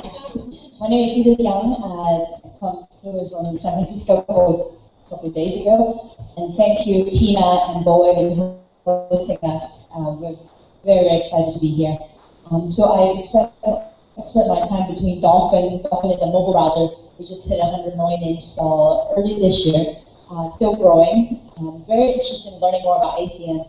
Particularly learning a lot about Philippines this couple of days, and wanted to definitely expand more. And also spend time with Red Ventures and focus particularly on mobile investment, early stage mobile games, mobile productivity, and utility. Hi everyone, my name is Mohan. I'm the co-founder and CEO of E37. It's my first time at Cebu, so it's really nice to be here, and I want to thank the Geeks on the Beach team for having me over. We're a media company based out of Singapore with operations around the region. So we cover very similar tech initiatives like startups, investments, trends within the region, and we also do the Echelon conference that we hold in Singapore every year and now around the region. We also have a joint venture in Thailand with our very dear friend A from Hava for E27 Thailand, and we are also one of the lead investors in the largest tech media company in Indonesia called Daily Social. Yep, so that's just been about me. Hello, also like to thank Geeks on the Beach and everyone here for coming out. This is my first time in Cebu as well. My name is Richard Min. I am Managing Director of the Fashion Technology Accelerator in Seoul. We're a global accelerator, but I kind of head up Asia there. But I'm also basically an accelerator ecosystem builder. I hear the stories today. This is actually my fourth accelerator I've worked with, 2 in verticals and 2 that are general. And I've had a lot of access to seeing companies throughout the region as well as in Seoul. And I'm very excited to share any ideas back and forth so we can all learn from it together. Hello, Valencia. I run a space and I'm just excited for Geeks in the Beach. Yeah! Hi, I'm Ray, by the way. I'm Ray from Bangkok. So I run this thing called Haba Co-working Space, which is started in 2012 and now in 5 locations. Scaling it like a startup. So we're adding another 5 and probably going outside of time. And like Mohan was saying, also working to not only just be a co-working space, but a startup ecosystem. Everything we have. We run events with Mohan and then the E27 Thailand. Build the ecosystem, start a weekend and the whole Up Global team. And also, we recently launched the first, I think in Asia, the Thai Technology Startup Association, and getting all the top founders in Thailand to come and build a nonprofit to help grow the ecosystem. So, all in all, if you're thinking about Thailand, think of me. Thanks. So let's jump off of that ecosystem perspective, because I want to kind of talk about, from a macro view in terms of Asia, intra-Asia, and also Asia versus global, which is the topic title. And I'm going to go straight to the chat, because we were chatting a little bit about, ecosystems again, building it, what's necessary, what's missing, right? So can you give us such an overview? Yeah, absolutely. I mean, I'm really getting into this macro view recently, and hearing the speakers early on, it's kind of really echoes that. Here in Philippines is the place to be right now, and it seems everyone here is happening all around the world, and I'm sure would agree to that. In Seoul, it was the same thing. It's seeing all the elements of the ecosystem, whether they're in place, and then knowing in that sense how that fits into being a local play versus a regional play versus a global one. I mean, that definition is clearly being changed day by day in what's happening right now. So when you're doing a startup, when we see them doing startups, it's deciding whether you're doing the local market first, or whether your market actually starts and now you can launch anywhere if you're an app, for example. But the story that I found interesting, especially here when I see in the Philippines, that's so exciting, all these elements are coming together, is sometimes nowadays, to us, being local or regional and being like number one in the place where you're at. And previously we say, hey, Silicon Valley guys, come look at us. But now they're calling us and saying, who are the best? We want to find out. So sometimes strap in, rise to the top, and they will come. And is that being global? Maybe it is. Maybe you start the other way and just go straight there because that's your market. But it really depends now. You are lacking something in your local ecosystem. Like now, governments are in play, and that's a real thing. And we don't see that in Silicon Valley, who has been doing it for a long time. They say, no government.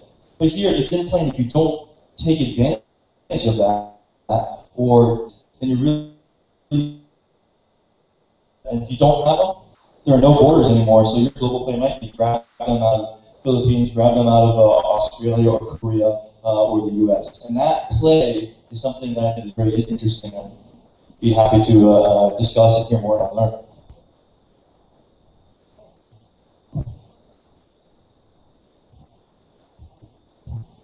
Okay, testing. So I have this theory about creating an ecosystem. You need 3 kind of really hungry people.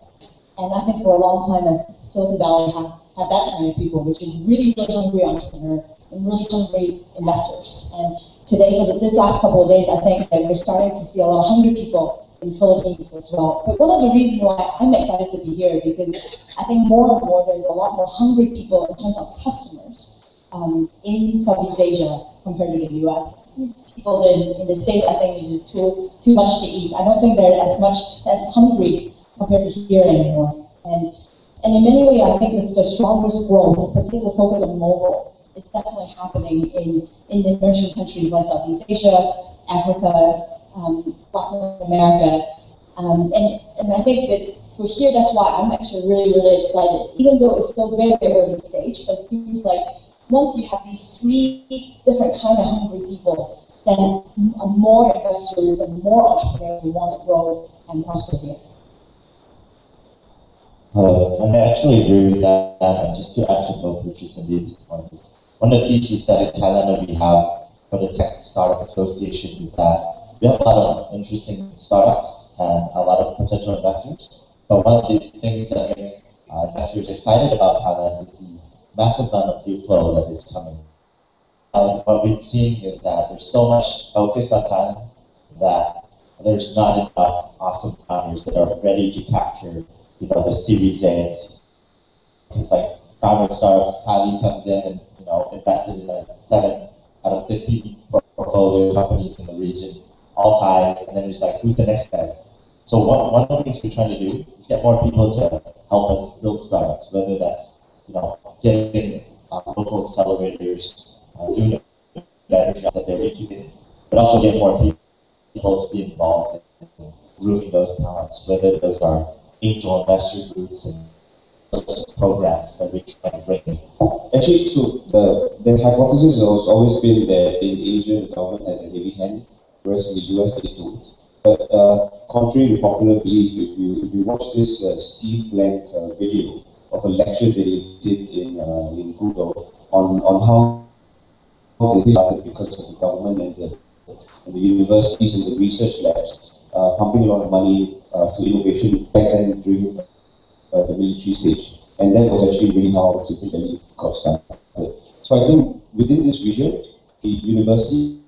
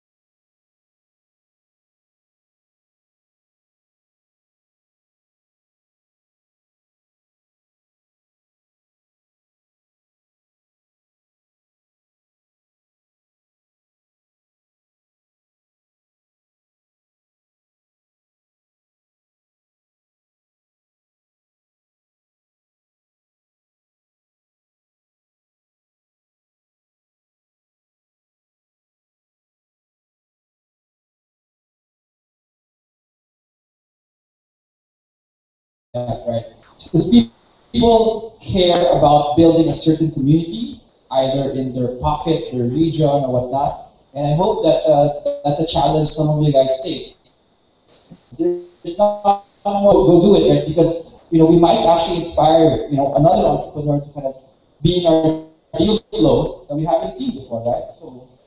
So looking at the topic of like missing pieces in an ecosystem, the cited problem that startups usually say they have is facing talent, right? Where to find talent? So can we just just whoever wants to how to hire?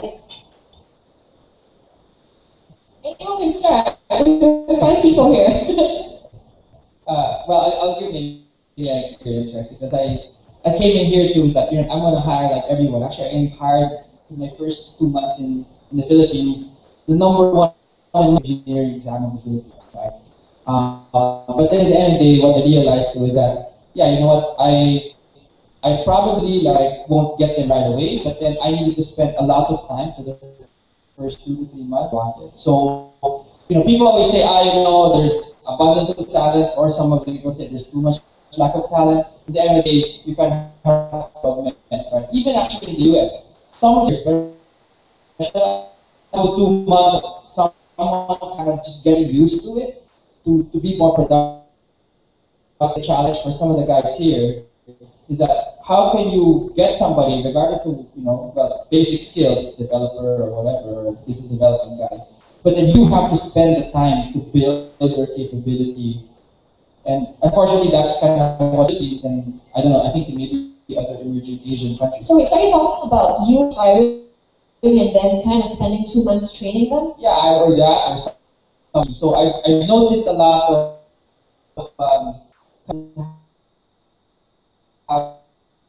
and the CTO who flies in from San Francisco every 2 weeks. CTO, they hire a CTO from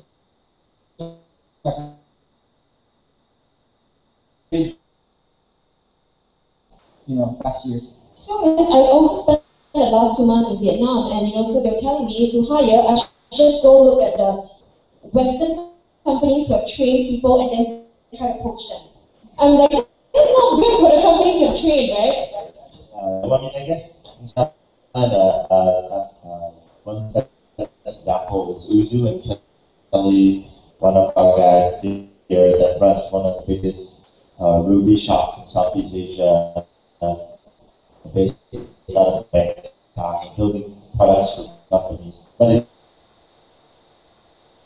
what he does is they work really hard with the senior devs on the team, grow them to geeky levels, and then really get them to like 2 to 4x of their salaries. Lots and lots of people are coming in. So that's actually what has worked, not only for Uzu, but a lot of the tech companies. Talent doesn't exist there. Just either find it, grow it in-house, or then you go into a market where there's an excess of engineers, Vietnam, India. But that's a whole ballgame in itself, because I think a lot of the founders in Thailand and many other regions is first timers that have no experience building a company, even their own company, to other countries, trying to build a team. Which is a challenge, right? And in a sense, a good filter for those who can hire cross-border to be the better entrepreneurs, right? Well, I guess it's all about experience. Like, have you ever done it before? Successfully, you have the guys in the team. But if you take a step back, right, you realize that talent issue is a global issue. Like even Silicon Valley companies have that problem. And Singapore, the reality of the situation is if you want the best people, there's a shortage of them everywhere. And I actually put that on the onus of the founder and the product that he's building, right? So if you look at it, right, with companies that have a very clear vision and the product has a very clear segment of a problem that they're trying to solve. So that's one way to kind of look at it. The other way to look at it is that obviously a founder with traction or past exits would have the ability to attract the right people. But in most cases for first-time entrepreneurs, I think being able to articulate what you're doing to the team, ensuring that your product is really focused on something that's important and valuable, you automatically find the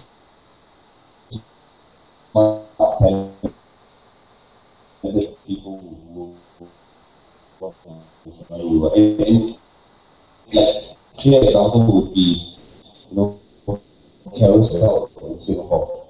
So Carousel is a mobile marketplace, right? First time entrepreneurs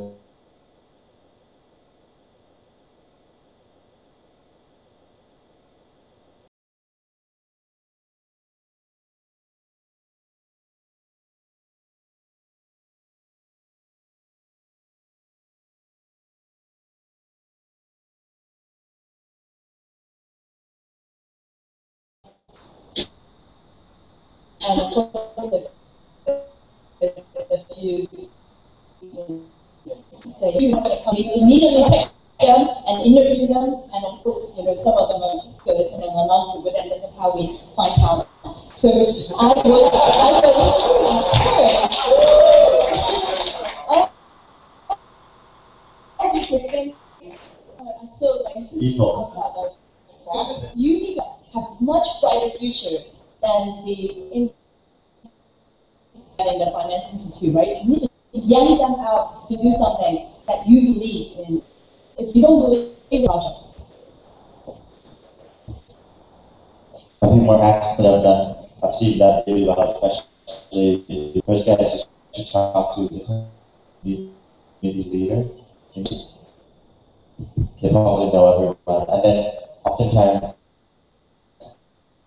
there are struggling teams, bigger rocket ship to jump on. We've been able to manage ship and then get on with it. So very, very important to learn all the insider info of who's going out of business, who's doing well, who wants to Speaking of rocket ship, Rocket Internet has trained a lot of this region. rocket refugees. Alright, that's true. I've heard that a lot, especially in Southeast Asia. Just go look for guys who can start. For them, it's more for e-commerce. Okay, my mic's not doing so well. So I think e-commerce for Rocket is fine. You're gonna have to be very like which part of Rocket you're hiring. So kind of talking about startups in general, and which startups in this region have you seen grow? Which are the most promising? Maybe let's go to Southeast Asia first, Mohan. So I broke it down into our big three looking to IPO or will IPO probably in a year or so would obviously be Property Guru, the property listing site based out of Singapore, MOL, the payments company in Malaysia.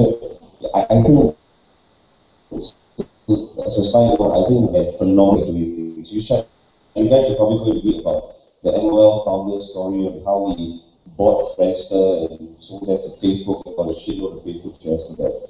For a lot of the listed companies in Asia, like 6 out of 8 or whatever, is like Malaysian, right? Yeah.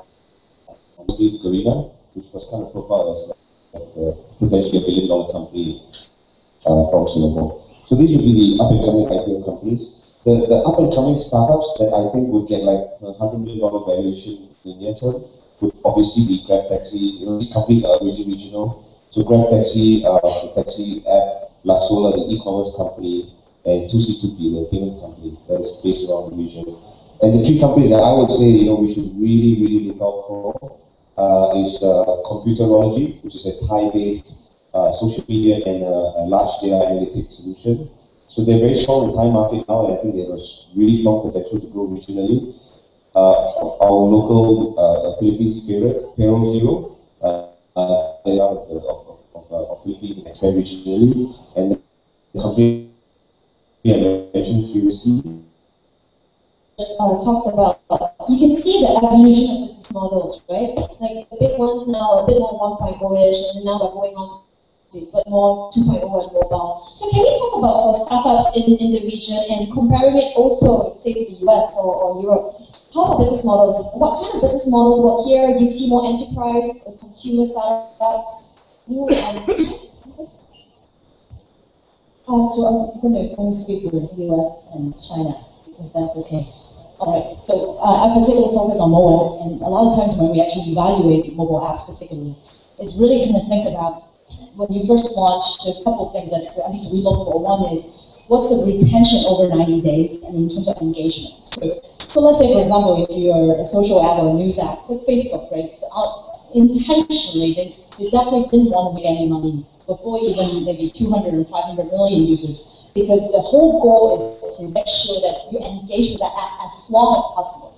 So if you're an entrepreneur, you're working on something and you said, okay, we're going to make money via advertising, but you don't have enough volume and re-engagement, that's not really that doesn't make any sense. Versus if you're actually building a mobile gaming, and sort of on purpose. So one of my friends built this golfing games. Actually, they had come to us as a Korean company, and they may have only 100,000 very active users, but all of them are willing to pay their virtual goods. So even it's very, very low, like small number of people, very high engagement in a very short time. So think about, especially if you're working on mobile, what is your potential how your user going to be, plus the engagement rate, and that's how we actually look at your potential monetization model. Actually, on that, the new business model, which I found is interesting, is actually having a business model, which is kind of new a lot. When you're, I've kind of moved to a vertical accelerated fashion tech, and one of the first things that attracted me was most of the companies in that space, which fashion you think very traditional, is being disrupted by a lot of technology, and they had a clear business model. Shockingly, like I'm going to have an item and sell it, which is something that tends to sometimes get glossed over. In an emerging market, and maybe back to the conversation of the ecosystem, check along the value chain. Is there going to be follow-on funding down the road in the area you're at or where you're based? And if you're going to have trouble capitalizing when you're in a business model that is more about user base and getting to some certain point before you make revenue, then perhaps a business model might be more appropriate to have something that is focused towards revenue early on, or something that in that context of where you're at is very clear what your product is in the beginning. I know you're talking hiring before. Having a very clear focus on what it is will actually attract more people. There tends to be this notion that being very broad and you cover more boundary, and then the vision gets all skewed. But I find that people who are zero focused end up with more opportunity and opening up more doors in that sense, and that includes the business model. Yeah, one observation I've seen, and it was shared yesterday in the investor dinner, is at least the startups that I funded that have gotten a lot of success to have some sort of business-to-business component to it. So I think it's a quicker path to scale and cash flow, maybe in emerging markets, right? So you maybe access a business who has a user base, either it's their loyalty platform, either it's their employee base, either it's their subscriber base, to kind of hack away the C component, right? And then you have the B2B, which is relationship-based. And maybe because we're Asians, we kind of have this relationship kind of based environment to kind of secure deals. Maybe that's something that people have to explore, right? So, that's kind of the observation I've seen is you always have to figure out what's the quickest way to scale, and maybe just kind of doing it the way that the pure consumer route might not be the most optimal, or you might run out of money without necessarily getting investor interest, right? So let's go to that first, and then I'll go to question to you, which is that, you as a startup, you may have your particular business models, but how about investors? Here, do you see investors preferring one kind of business model to another? In Thailand, perhaps? At the stage of the ecosystem, it's still pretty new, and the investors are looking at what Richard was saying, like real business model, early revenue generation. If we see from the stats of conferences that we put, like Echelon, like a third of the folks are coming in from e-commerce, and another third from mobile. So it's a very solid indication that that the early hanging fruits that haven't been solved are there. And a lot of the companies are getting funded, and not only just e-commerce and fashion players, which is explosive growth, but I think what would make sense for everyone in the audience in the Philippines is selling pickaxe in Gold Rush. So a lot of the infrastructure problems that are existing out there that are not enabling e-commerce are there, and a lot of people are trying to solve all those issues.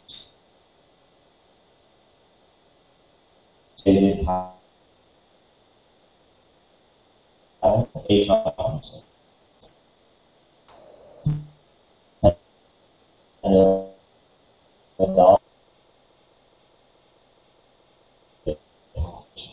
That's an exciting thing. Also, it would be going from just an ebook online store, hopefully Southeast Asia. So exciting times. That I think investors see those opportunities first, and they see that they realize that yes, now there's a market, and I think they'll be a bit more adventurous once they believe the ecosystem's a bit more developed. So one thing I want to add, definitely very different from Valley and the rest of the world, but one of the things that, at least from an investor point of view, B2C and B2B is very different. And if you are like, go wait till you're like a hustler, then like, I can see B2B, okay, this guy can actually make it happen.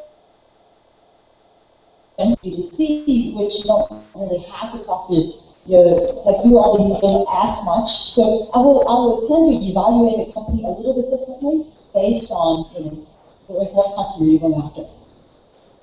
So now, moving on to kind of our last question for like 5 minutes left, which is that how about liquidity in the markets?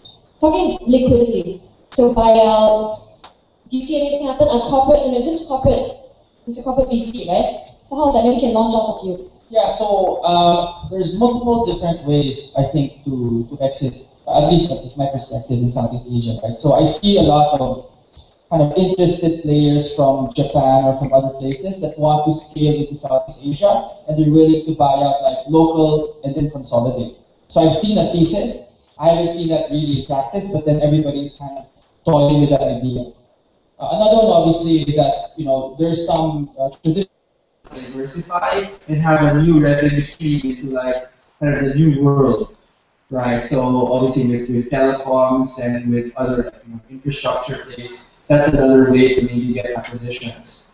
A lot of times though, people don't think about is that you have to talk to your local stock exchange on how to list, because I just been kind of collaborating with the Philippine Stock Exchange. If you can list, the Philippine Stock Exchange with a net income of for 3-4 years of constant like $500,000 to $1 million in net income and list publicly, right? And then obviously hopefully you grow the company and then maybe ADR New York or something, right? So I think in general there are different paths. It hasn't been realized yet, but I think it's coming relatively soon. I'm kind of feeling that angst, right?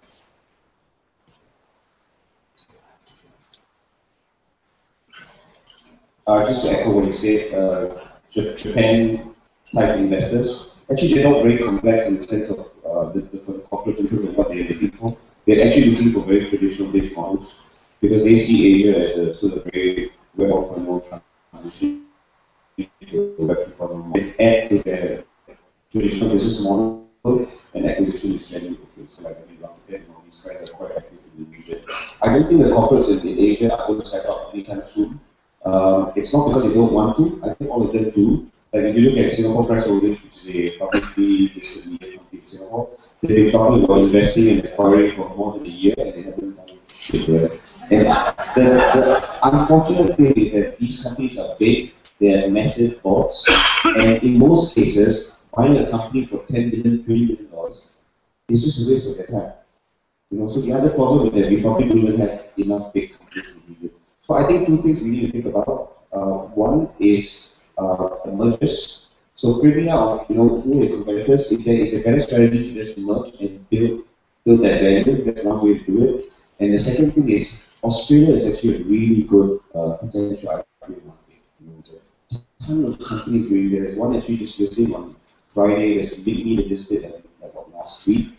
And I think while it seems like an IPO is like a world of IPO, right? It's actually not that complex because you could do a small IPO, the equivalent of a Series A, which is what 8 Common that's seen on Friday is doing. They're raising $3.5 million, which is the equivalent of a Series A around here, but through an IPO. Because it's actually much easier to get liquidity in an IPO market than through private Series A investors. So that could be another way to think about liquidity.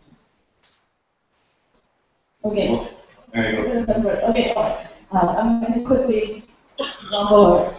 So between China and the US for the last 18 months, there's about 70 billion annual transactions. Well, 19 billion went to WhatsApp, but the rest, at least 50% of them are mobile focused. So one of the quick things to throw at you, I actually think that Chinese companies haven't done it yet, but they will. They're already doing a lot of investment and actually buying US companies. And guess what? I think a lot of these Chinese, the big guys, they actually think Southeast Asia is a much more attractive and culturally a lot more attractive to them in terms of growing, particularly mobile apps. One thing. And then second thing, I think that this whole app ecosystem. It's all about constellation, which means that Facebook is not going to fit everything in the giant Facebook app. It's going to be Messenger, it's going to be different photo apps, all these different things. So I think there's tons of potential for even US company to think about growing a Southeast Asian and buying, scoop up some of these, because it doesn't make sense to fit it into the big app. I know they're going to cut us off, but I have to say, when we're thinking liquidation, M&As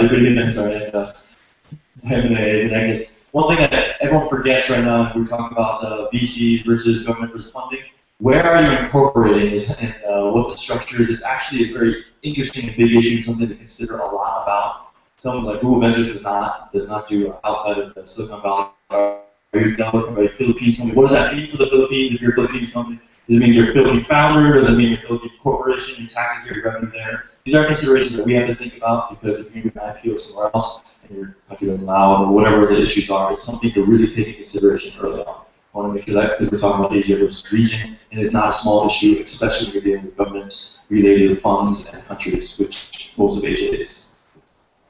Just one last quick question and one word from each of you. So in terms of all this, when you're looking at Filipino startups here or Southeast Asian startups here, what's the one thing they should focus on? Let's start with you, Em. I'll pass it to Bohan because I'm thinking. I was so happy I didn't have to go first. I would say solving a problem that you're genuinely passionate about. I think for me, feel like a big need, and then the customers will typically come. Actually create value and for yourself, and then if you're really lucky, that value is something that everyone else in the world will want as well. Okay. I'm still thinking.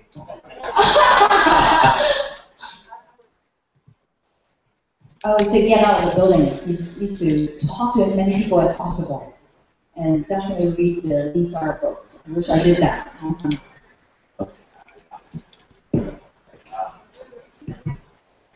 Okay. That's where look to what's working in US, China, and see if that's not happening in your home country. Get ready, it's coming. That's the market's the same everywhere. So kind of looking at time travel a little bit, like looking at the future, right? That's how we did it with Alhaba, and we're 6 months ahead of the curve. And if we were 6 months late, we would be out of business now. That's not problem. Okay. Yeah. Thank you, everyone. Thank you, everyone, for listening.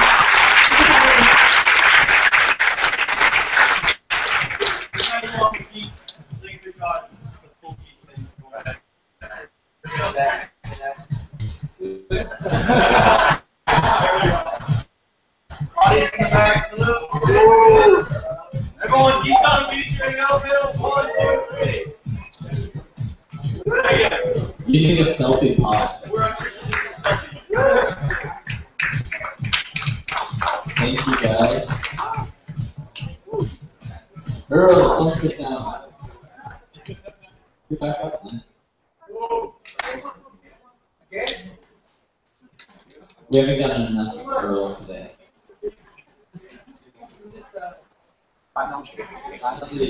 The panel, Driving Economic Growth with Startup Investments. So Earl, who doesn't need yet another introduction, but he's leading this next panel. So we're talking about driving economic growth with startup investments, how startups can change the economy and win, and what startups can do to attract investments. Basically, what investors are looking for in startups. So as he gets a few things ready, I will make some logistic announcements. Lunch. Are you guys ready for lunch? Almost. No? Not ready? Lunch will be served in the lobby area. There are 3 rooms there, 4, 1, 2, and 3, as well as a lobby restaurant. There's also a restaurant called Ibiza. If you can find it, you can eat lunch there. But you have to be the first 80 people to find it. So if you're number 81, I'm sorry, go back to the lobby. That's the scarcity. Tonight for dinner, the city of Lapu-Lapu, that's the city that we're in. has sponsored dinner at Hoops Dome. It was originally at the Lapu-Lapu Shrine, but because of the rain, we are transferring to Hoops Dome. There will be buses bringing all attendees to dinner and the venue. So, we'll advise what time you should meet, but that is sponsored by the city of Lapu-Lapu. Let's thank them. Give them a round of applause, guys. And after dinner, as if Smart had not done enough, they're having a Smart Bros Social Night. You will need one of these coupons or tickets to get in. I believe it starts at 8 p.m. in the Movenpick Garden that's down near the beach. You can get these coupons and tickets right out here in the lobby area, and you get free standard drinks, you get a free cocktail, and you can apparently win Smart Bro items and LTE devices. Free drinks right around. Free drinks sound good. Free drinks sound good. All right, are you ready? Yeah, go. So I guess I'm here to really introduce something that's near and dear to my heart, which is how can startup investments really drive economic development, economic growth. As you guys know, we kind of had this kind of ambitious plan with this space, and how I actually pitched the whole fund is we have to do it to grow the economy. I had one slide, which is the GDP of the Philippines is equivalent to 6 companies in Silicon Valley. All of them are technology-based, right? So again, the whole GDP of the Philippines is equivalent to 6. The 6 are the largest companies in Silicon Valley. And that's how I got my $12 billion. But the bigger picture is how can we actually drive for someone in this room and someone in this country to believe that they can become, right, and create that next big story. Because one of these companies could change and grow our economy by 10 to 20%, right, if they actually believe and we can execute it as a community, right? So what I tell people is that in the data space, and I think in our ecosystem, we believe in 3 inclusiveness, right? Number 1, obviously, is inclusive growth. How do you actually trickle down the inspiration to like different communities in the Philippines, right? And then after that, how do you actually include the ecosystem, right? How to make sure every player, both large and small, actually participates, right? From the government, obviously, all the way up to kind of local communities, participates in the growth mindset. But then what really touches me is this thing called inclusive hope. Inclusive hope, right? Inclusive hope just means that I want to make sure that every person in this country, actually every person in emerging markets, believes that they can control their destiny, right? I came from a land where everybody pushes that into your mind, right? You can control your destiny. When I went to the Philippines, I then realized, people think that they cannot control their destiny, right? Someone else with a different family name controls our destiny, right? And I want to say, right, this is why we have to invest in startups, because we have to give inclusive hope to emerging Asia, right? That anyone can actually participate in the growth of our region, right? So for the panel, right, on startup investments and how startups can change the economy, we have our star speaker, star panel chair, right? Kaylee Nam of 500 Startups. You guys looking forward to Kaylee. And then we have our panelists, Manny Yal of Hash Digital. Oh, not here. Oh, Hoy Lin, Monkscale, he was here, I'm sure. Sure. Panhan Stewart of Infocom, one of the sponsors. Jojo, right? Jojo Flores, country doc in the United States. And the king of healthcare investments in the Philippines, Martin Pascual of Nest Investments.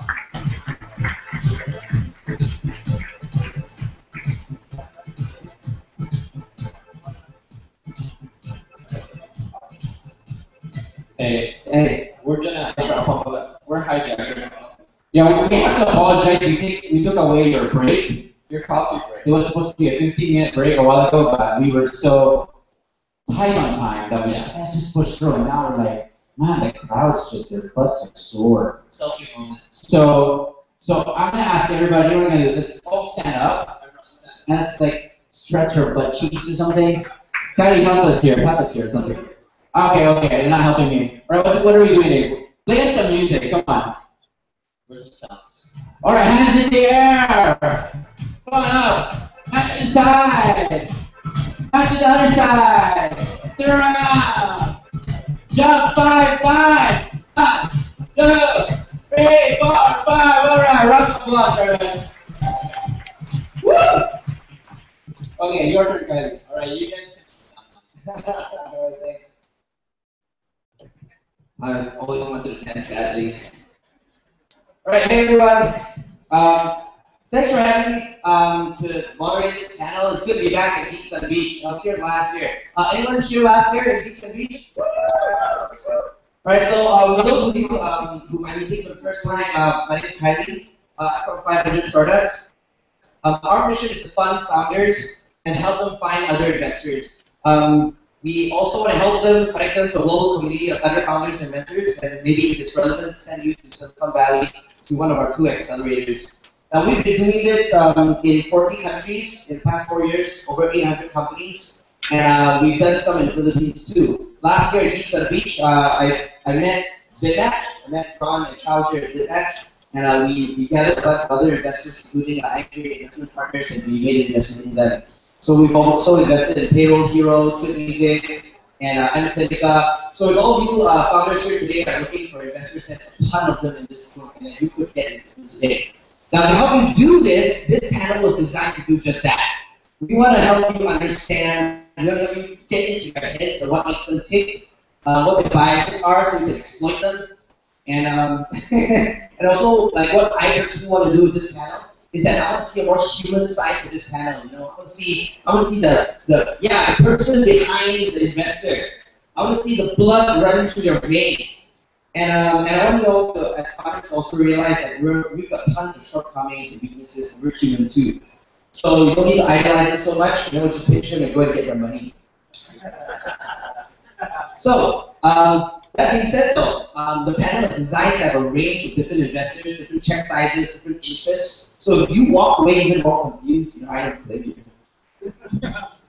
So to kick this off, we have founders pitching to investors all the time.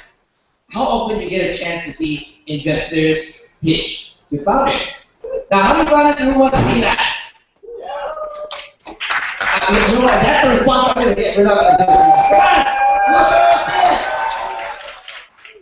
So, if you guys can hear this exercise, we'd like to hear like why you're different from other VCs. Although there's more and more investors flooding into the ecosystem.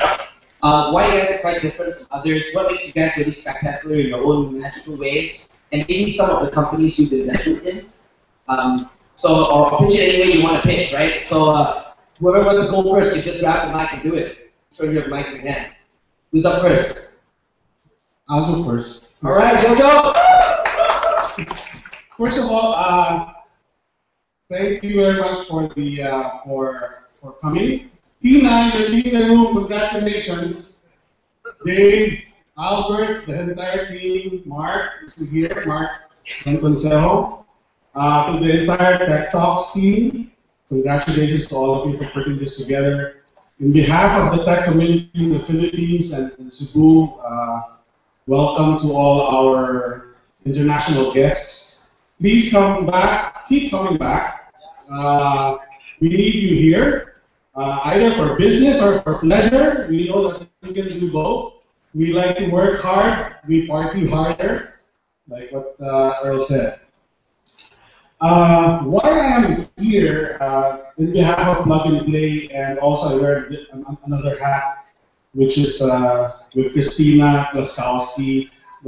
I'm part of the Science and Technology Advisory Council in the Philippines and Silicon Valley. Me coming back here, and even Earl, I would suspect this is personal, man. This is not business. This is personal.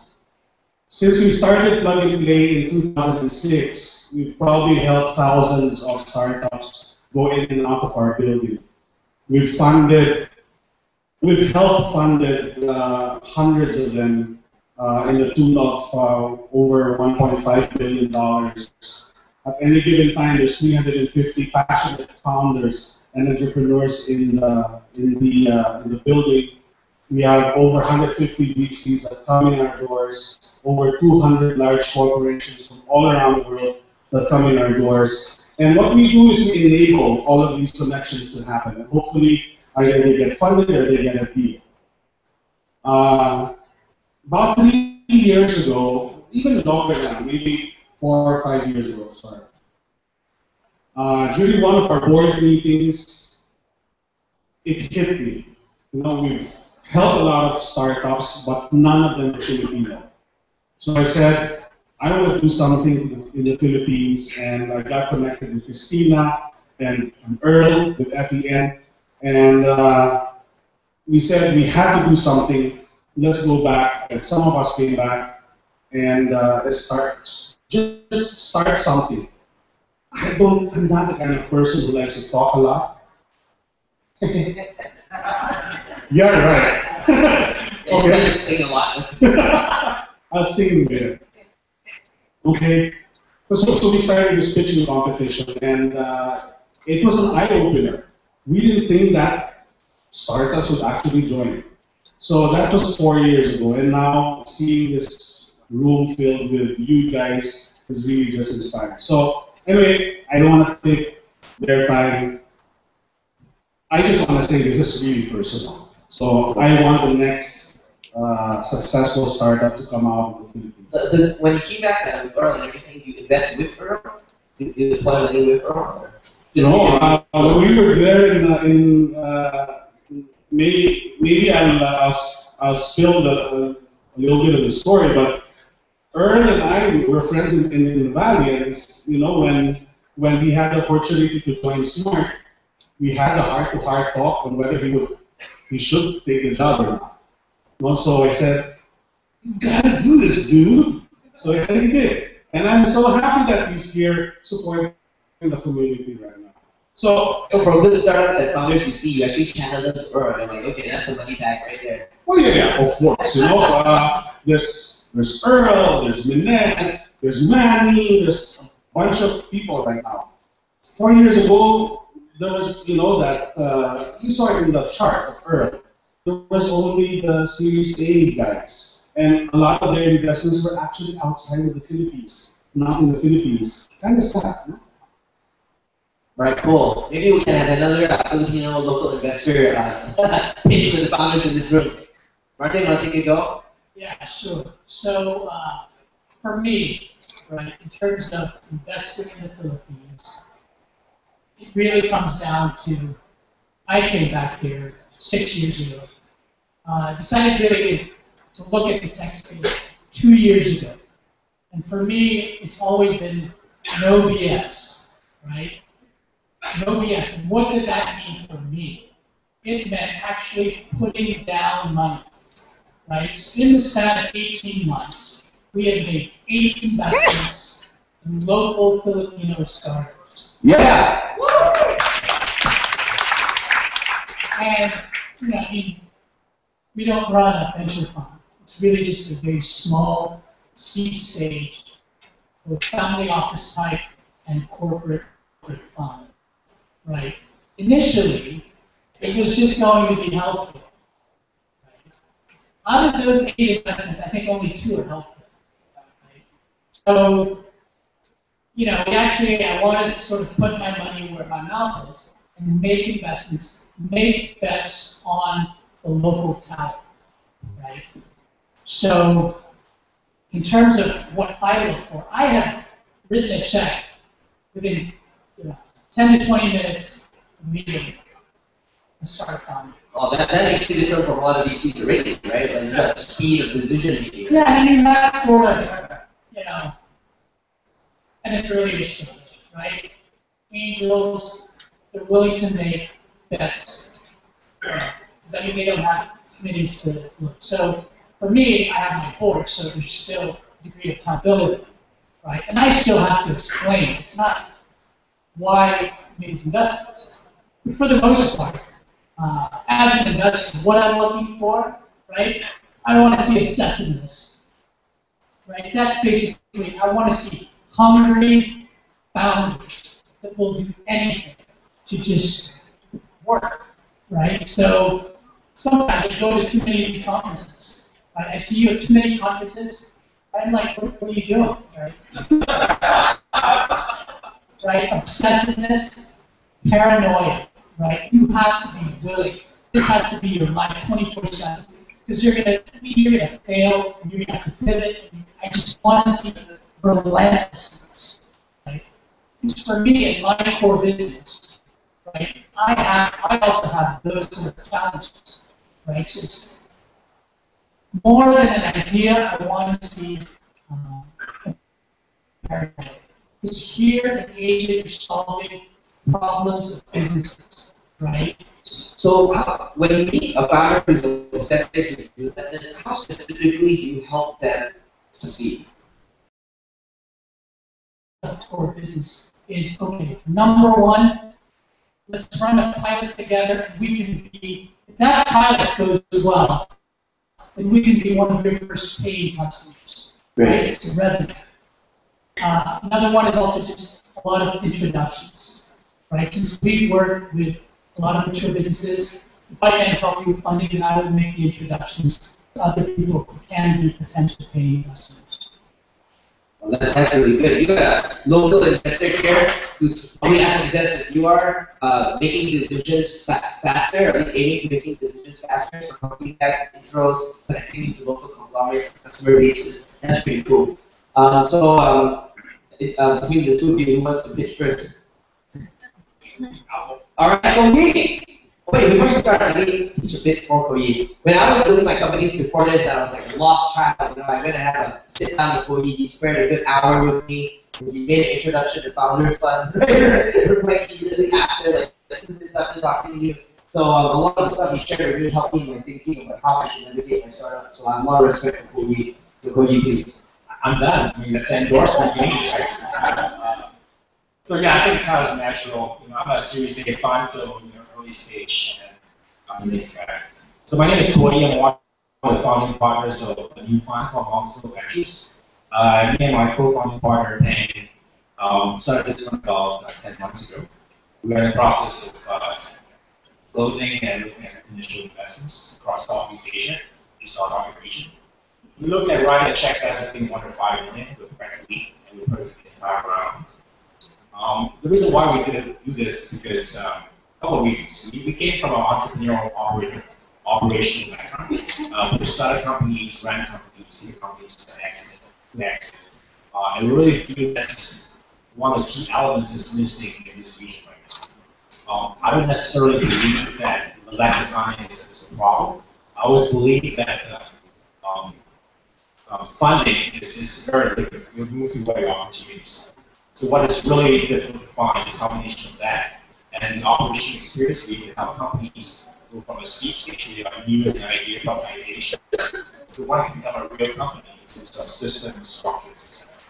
And I think that's what we bring to the table. And the other thing we look at is the reason why we're doing this is because we feel, again, not to diss the rest of the industry, we think that the bar can be raised and should be raised in terms of how entrepreneurs are treated. And we believe there's a lot of, we've heard some pretty horrible stories. We do not subscribe to the fact that that should be more. And so over here, we believe that if we want to raise the bar and set it to the right level. And so that's what we're going to do. We have been very encouraged by what we see in Southeast Asia.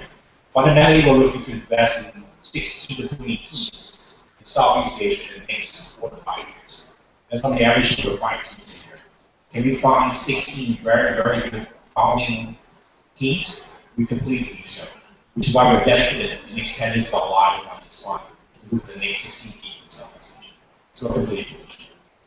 Wow. I'll tell you, for my personal portfolio, whenever you go on raise Series A or B, I always recommend it to try to get attention among skill. So please also be quite humble. Some of his colleagues in his firm have built billion-dollar companies. And it's not often we get to work with a VC who has done such a thing. So, having said that, that's Corey.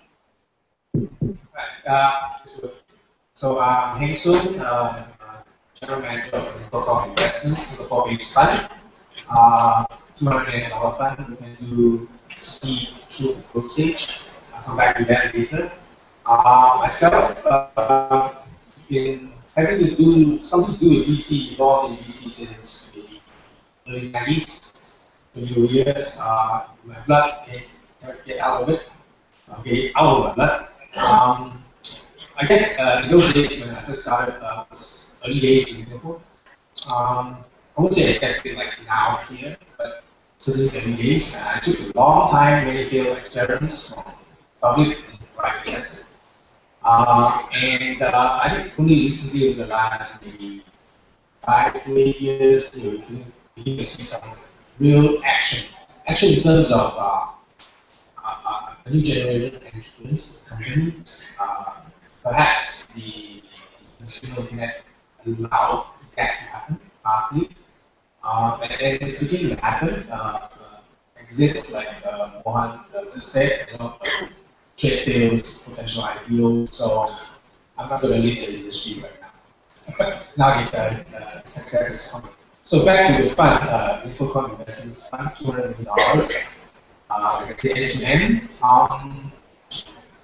I think we look for, at the seed stage, we do acceleration projects, equipment acceleration funds, incubation funds, and from that's the A Series A models we're doing directly. And check sizes will obviously vary along this whole spectrum. I guess what we want to look for are entrepreneurs and companies that have the potential of acceleration to at least regional, hopefully global. Companies can come from Singapore, from elsewhere outside of Singapore, so long as they have some meaningful activity going on there. We do see a lot of young startups from the region, team members coming from the region, having their first ideas, and then coming to Singapore to kind of flesh it out, get some funding, get it going. And they may still go back to their home countries as a first market, but then if they have regional aspirations, eventually they have to come back out. And if I hear you, I don't know if I got this wrong, but you guys are linked to the government in some way. Yeah, we are state-owned, fully capitalized investment holding company. Does this mean you also channel some of those connections to help the companies? Yeah, sure. The connections within the buying side of the Singapore government. Minimally more than $1 billion US worth of purchases every year. Handled by my Taiwan organization. There's some groups that point companies to, and also I think we have footprint in San Francisco and in London. So it's not just out, but also in. So how many companies has Infocom funded in its history? In the history, I joined in 2008. I think before that, cumulatively maybe 60 to 70 companies. Since I joined, we have invested in like close to 20 companies. We do maybe like 3 to 5. Have you done any in the Philippines? Nope, not yet. You want to do it today? I'm here. Alright. Very good. So kind of you can see like the early seed stage, you know, having like Jojo and Martin kind of connect. Then later, after you get around to Series A and onwards, there's something like Koyi and Musu can come and chip in. So we've got a range of investors here. Now I want to get the juice out of what you actually see, and I want to get to the heart of maybe one story that you can share. And not everyone has to share, only if you've got a really good story. But share a good story of when you met the founder, you met the team, and which company that was that got your heart pumping so fast that you want to write a check on the spot. One example that you met. So I'll give you an example of mine. I remember when I was first asked to meet Carousel, the Singapore company which I think Mohan talked about. It was introduced to me as like, oh, mobile marketplace, buy and sell. I'm like, okay, right, I'll look. I didn't think too much about it from the introduction that was being made to them. So I got onto the call, and they shared with me that they took them 7 months to get 1 million listings, and they were larger than any of the traditional classifieds already. And then I asked them how they did it, and they told me 1 or 2 stories how they did it, and it was about 25 minutes as well. I said, okay, I'm in. So I immediately committed on the spot. It's just a combination of a few things that really got me so pumped. So you can look back at your investing history and just pick one short story, one company, and share with me what got you so pumped. Maybe that will give you guys a bit of a feel on how to get them equally excited. If you have none, that's cool too. I just go on to the next question. Let me just actually short minute. So this is not even done yet. Hope you do. In fact, I just saw the instrument last week. It's something like what Penny said yesterday evening, where some of the gems could be found in companies that do bootstrapping. Is there one specific example or company? Yeah, I can't name the company. It's a company I just saw last week. If things go well, I put something in. But just it's fresh in my mind. Cool. So something like what you said last night about gems coming from companies that bootstrapping and showing results. A good revenue kind of traction, nearly like profitable, but that's not important at this stage. And run rates of perhaps with the at the point of fundraising, good million and a half run rate, all bootstrap experience entrepreneurs. So what I liked about that conversation was a very down to earth entrepreneur. Has been approached by a couple of other seed angel investors in Singapore. Didn't know what to do. Was introduced to a mutual friend who had worked with the entrepreneur before in the media industry. So able to listen, and it seems that having that kind of profile, the entrepreneur workable, a business that is showing some results, and you put money in it and stack on it, and then hopefully it gets better. So that is the kind of special market. It's a combination of a workable entrepreneur and results that's already proven. And no airs. No bullshit. Cool. So I was just reminding you about about 8 minutes left. So I'm going to start speeding up a little bit. Maybe we can have only one more story of a really fast minute or something that's really pumped. What's it take? I can share a quick story. I was actually a colleague of Insuna in my last gig, investing on Infocom Investments. This is a company called Twilio, which is a telephony API company based out of San Francisco.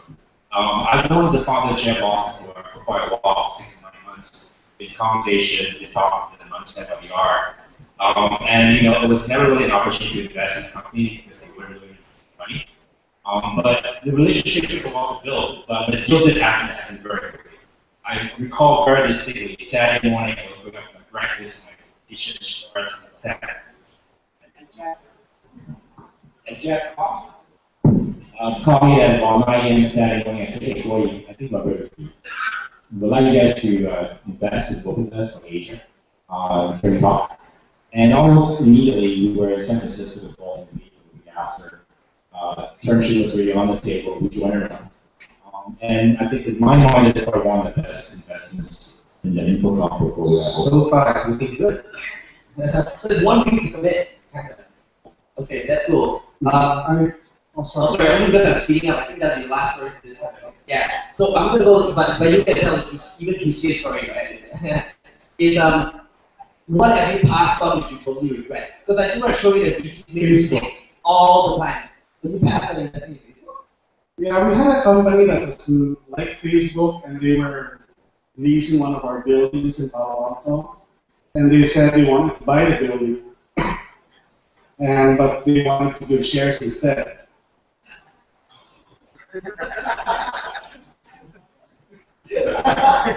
And then we also have this little partnership with DFJ, with Thin Vapor, and where we co-invest in, like, I think when we were doing like 7 or 10 companies a year.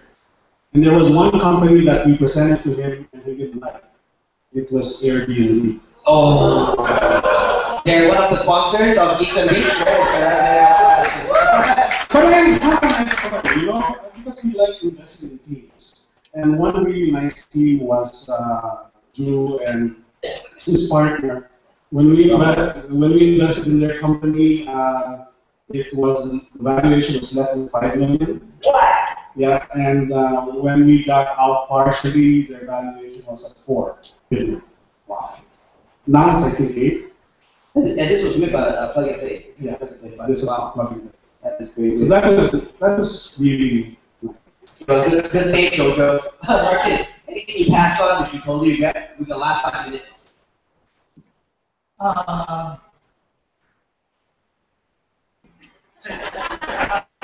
mean, it's really, I mean, there have been big companies that we did not invest in, right? That I think they're amazing teams. But just from our point of view, it didn't make sense, right? So we passed on some very, very big companies. Okay. Well, I can say like sometimes it's not like a hard pass. Sometimes I just slow move on the field and then just miss out, or I come in on the next round after it's up like 8, 10x, right? And so it happens to a lot of us. So that being said, I want to close off with, since we're last 5 minutes, some of the myths people have about raising money. And all these founders really have ideas in their head which will limit them from actually getting their investment. So what kind of myths do you have? What kind of myths do you want to debunk? I want to go first, right? All right. So, the stories that you hear about people getting all this money, right? People will, at least here in Asia, or at least the Philippines, people will not just give you money, right? You got to work for the money, right? You actually have to present incredible business, right? Basic thing, you build a business and you have to demonstrate to the investor you can build it. I'm not going to get you just because you have all this sort of growing user base, blah, blah, blah. I know in the Philippines, the 8 startups that we have invested in is because they convinced me they could build business. Period. I'll jump into a myth. Well, I hear this a lot in early stage founders where they're trying to raise money and they're like, oh man, I can't really get the raw close, so I can focus on business, you know. Oh, extended by 15 minutes? Oh, that's great. Okay. All right. Okay. All right. So on that, what was I on? All right. So founders will say that, oh, you know, I will get back to the business. Oh, I wish we could get somebody to help me with fundraising. Oh, I got this friend who used to be an investment banker. You got to get him to help out with fundraising. They kind of somehow look at it as though fundraising is not their job. Well, guess what? It's one of the most important jobs, and this job never ends. You know, you're always selling up the next round. You're always kind of selling the company to someone or somebody else. So it is your job, and it's a myth to think that fundraising is somebody else's job and just something you should just get over with so you can continue your business. You know, it is your business. Well, we see a lot of teams or founders who think they are solving problems, when in fact they're just maybe creating that problem, and because they have a solution for that problem. Early stage, we we overemphasize, and many angels and seed investors here, we like to invest in teams, and in that team, we would like to see someone with some sort of domain expertise. I like to see domain expertise. For example, are you familiar with SoundHound? Okay, SoundHound, Kayvon, and his team, they're all doctors from Stanford on sound technology. I don't understand anything that they say, but you just gotta trust their credentials, and then you see the passion that's in there, and then sure, then it's so much easier to invest. But really, if you think there is a problem that you have identified, find someone and bring them into the team with domain expertise. And with that, validate, and Edith said it a while ago. You get out of the building. It's just so true. You just gotta do that. So I'm not sure this is a myth, but I think that founders need to realize, at least for our fund, the fundraising conversation is not an adversarial conversation. You're not selling. I mean, and sometimes I think the founders that sell too hard actually makes us step back, try to bid. It's really a conversation for us to understand why is this interesting business? Why do you think they do it very quickly with who you have and what you plan to have in mind in terms of capital and people, things like that. Oftentimes, the most interesting conversation I had end up, the two of us on the whiteboard drawing out stuff and talking about what this could be, how this could be different, et cetera, and engaging at the level of intellectual conversation to come to the conclusion that, hey, there could be something interesting here. So don't view it as an adversary. I'm selling you, I'm wanting you to buy my pitch. It's really about a conversation about you understanding what I'm trying to do here, and then we're in agreement that this is the plan to take to make this thing successful. So don't walk in there. Yeah, that's very important. Yeah. Yeah, I think latching on to what Willie just said. Don't oversell, and that includes like putting time pressure on investors. Like saying, oh, it's going to close, actually 10 days or something like that. I mean, recent memory again, in the last couple of weeks, I've been doing a company, very salesy, and this about to close message has been, been kind of being heard for at least a couple of months already. And I think the serious investors don't fall into that. I think they want to go to a discussion, and it is also by doing so, we sell too hard that kind of way. All the time, investors are looking at assessing that. I'll tell you a funny story about that. Selling too hard. I mean, I eventually invested in this company. Actually, you guys in the room, it's gonna embarrass you guys for fun. So actually, that's one of our portfolio companies. Now, on the first introductory call, right, the founder, he was like, "Oh, hey, guys, I heard you from Malaysia. I was in Malaysia 6 years ago. I really miss the curry laksa." He started naming a bunch of Malaysian dishes. Come on, dude. Try to build rapport on me and talking about curry laksa. Like, I love curry laksa. Come on. So I said, all right, dude. I said that was cheesy and fun. Let's talk about business. So I would just add on to that. I bet you invested in school. Just add on to the point earlier, it's not a transaction. A fundraising investment is not a transaction. It is the start of a long journey. It's the start of a journey to a lot of more bad times throughout that, more difficult times than good times. So you got to give that estimate. Am I going to give you a little discount in these 5 to 7 years later? That's a very good point, because a lot of times when you're pitching to an investor, you're also evaluating them to see whether or not they're a good fit for you. Because some investors have shorter time horizons, want to go long, build $1 billion company. Some investors want to exit fast, and some maybe the other way around. So, it's a personality thing, right? So, I think what you point is so important. That you're not going there to sell, and it's going to be a yes/no. You're going there to build a relationship, and you're going there to plant seeds to what will become an eventual investment later on. Any more cool myths?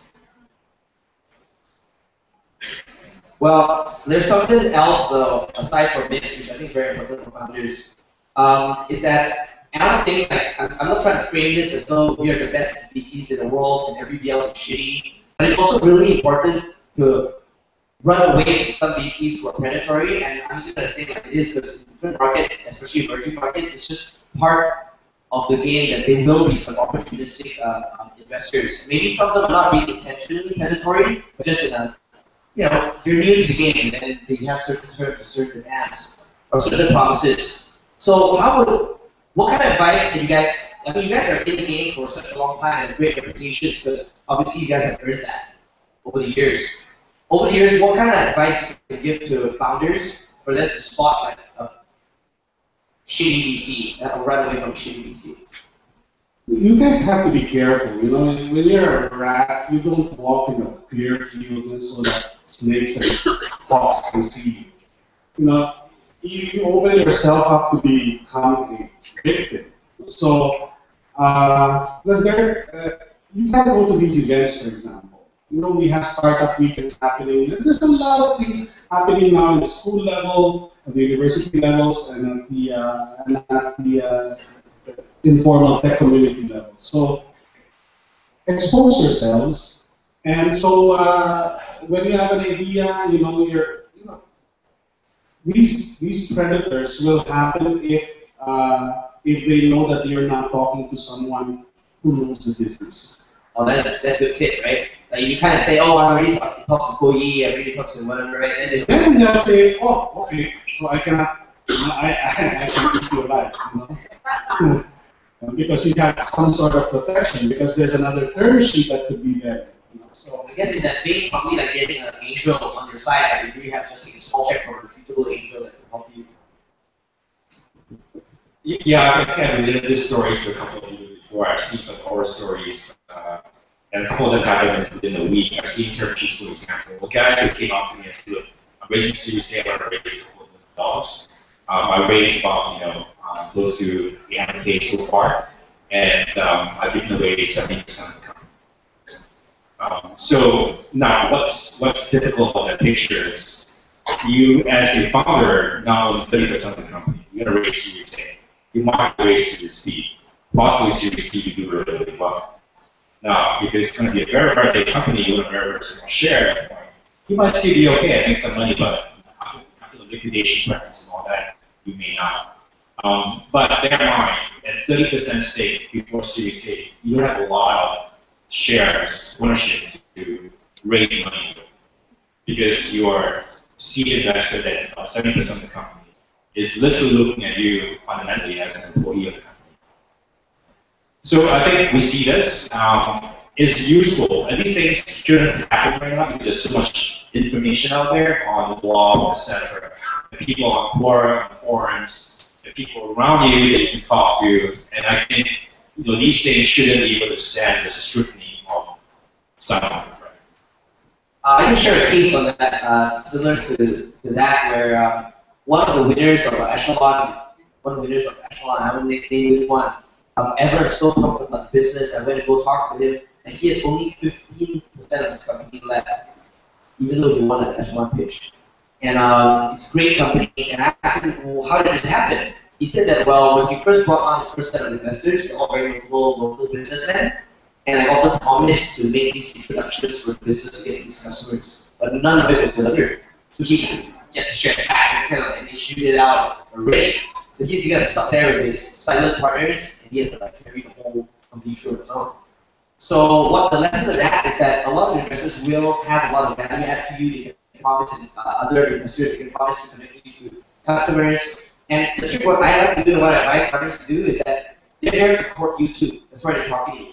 So make them make the intros first.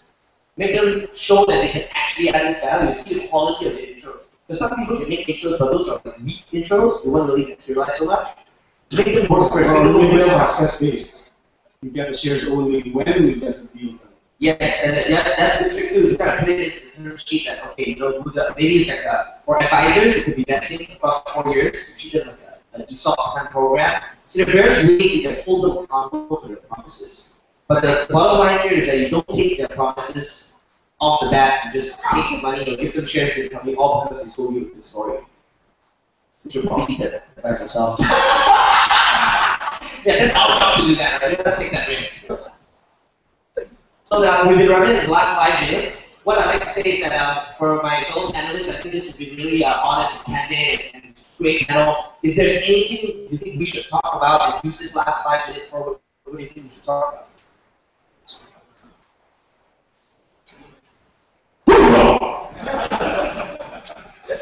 Well, no, good luck to everyone.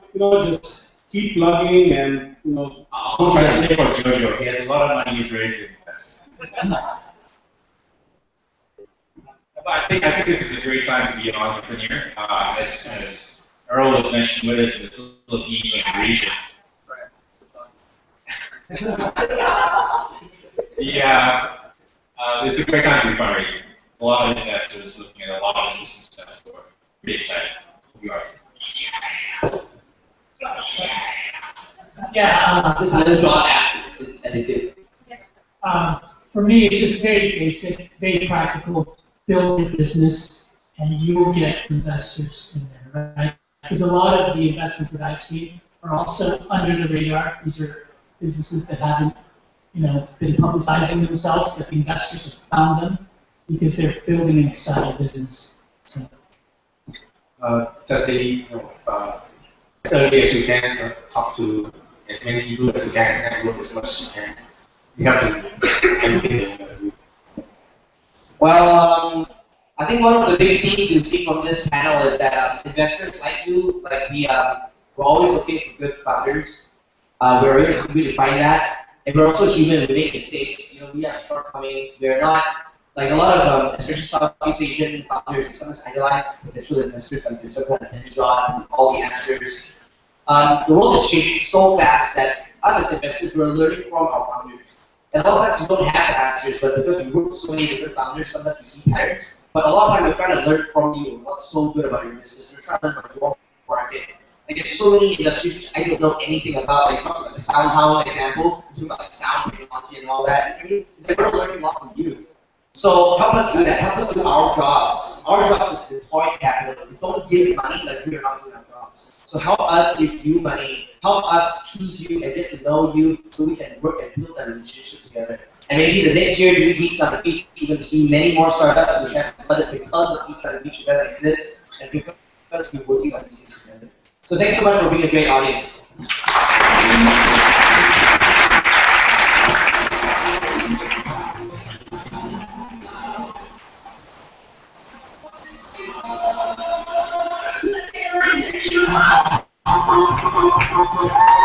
Wow. It's lunchtime. Who's hungry?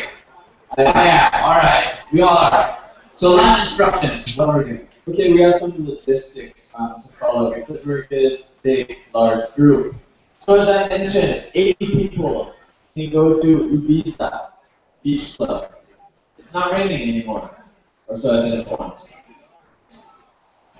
70 people will go to the restaurant in the lobby. Called sales. Sales. Yeah. Sales restaurant with a boat. Sales. Like good sales rates. Okay?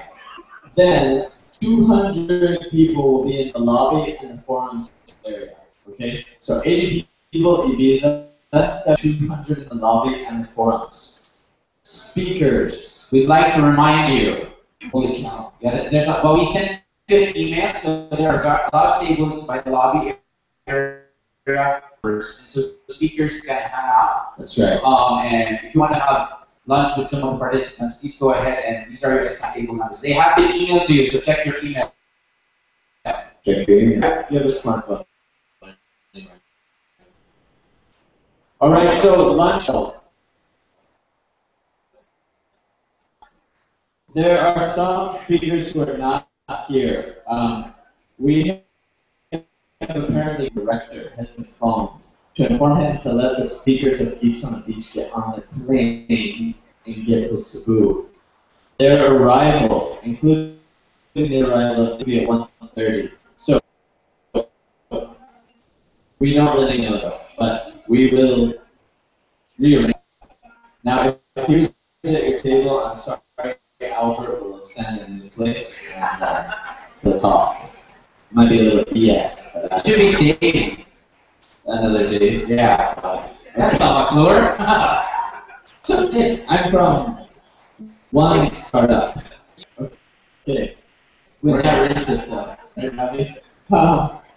So, lunch will end at 1 p.m. Please be back at 1 p.m. We have an action-packed afternoon with the lunch sessions. All right, guys, go get fed. We'll see you at 1. Go, go, go. Round of applause, everybody. Go, Geeks.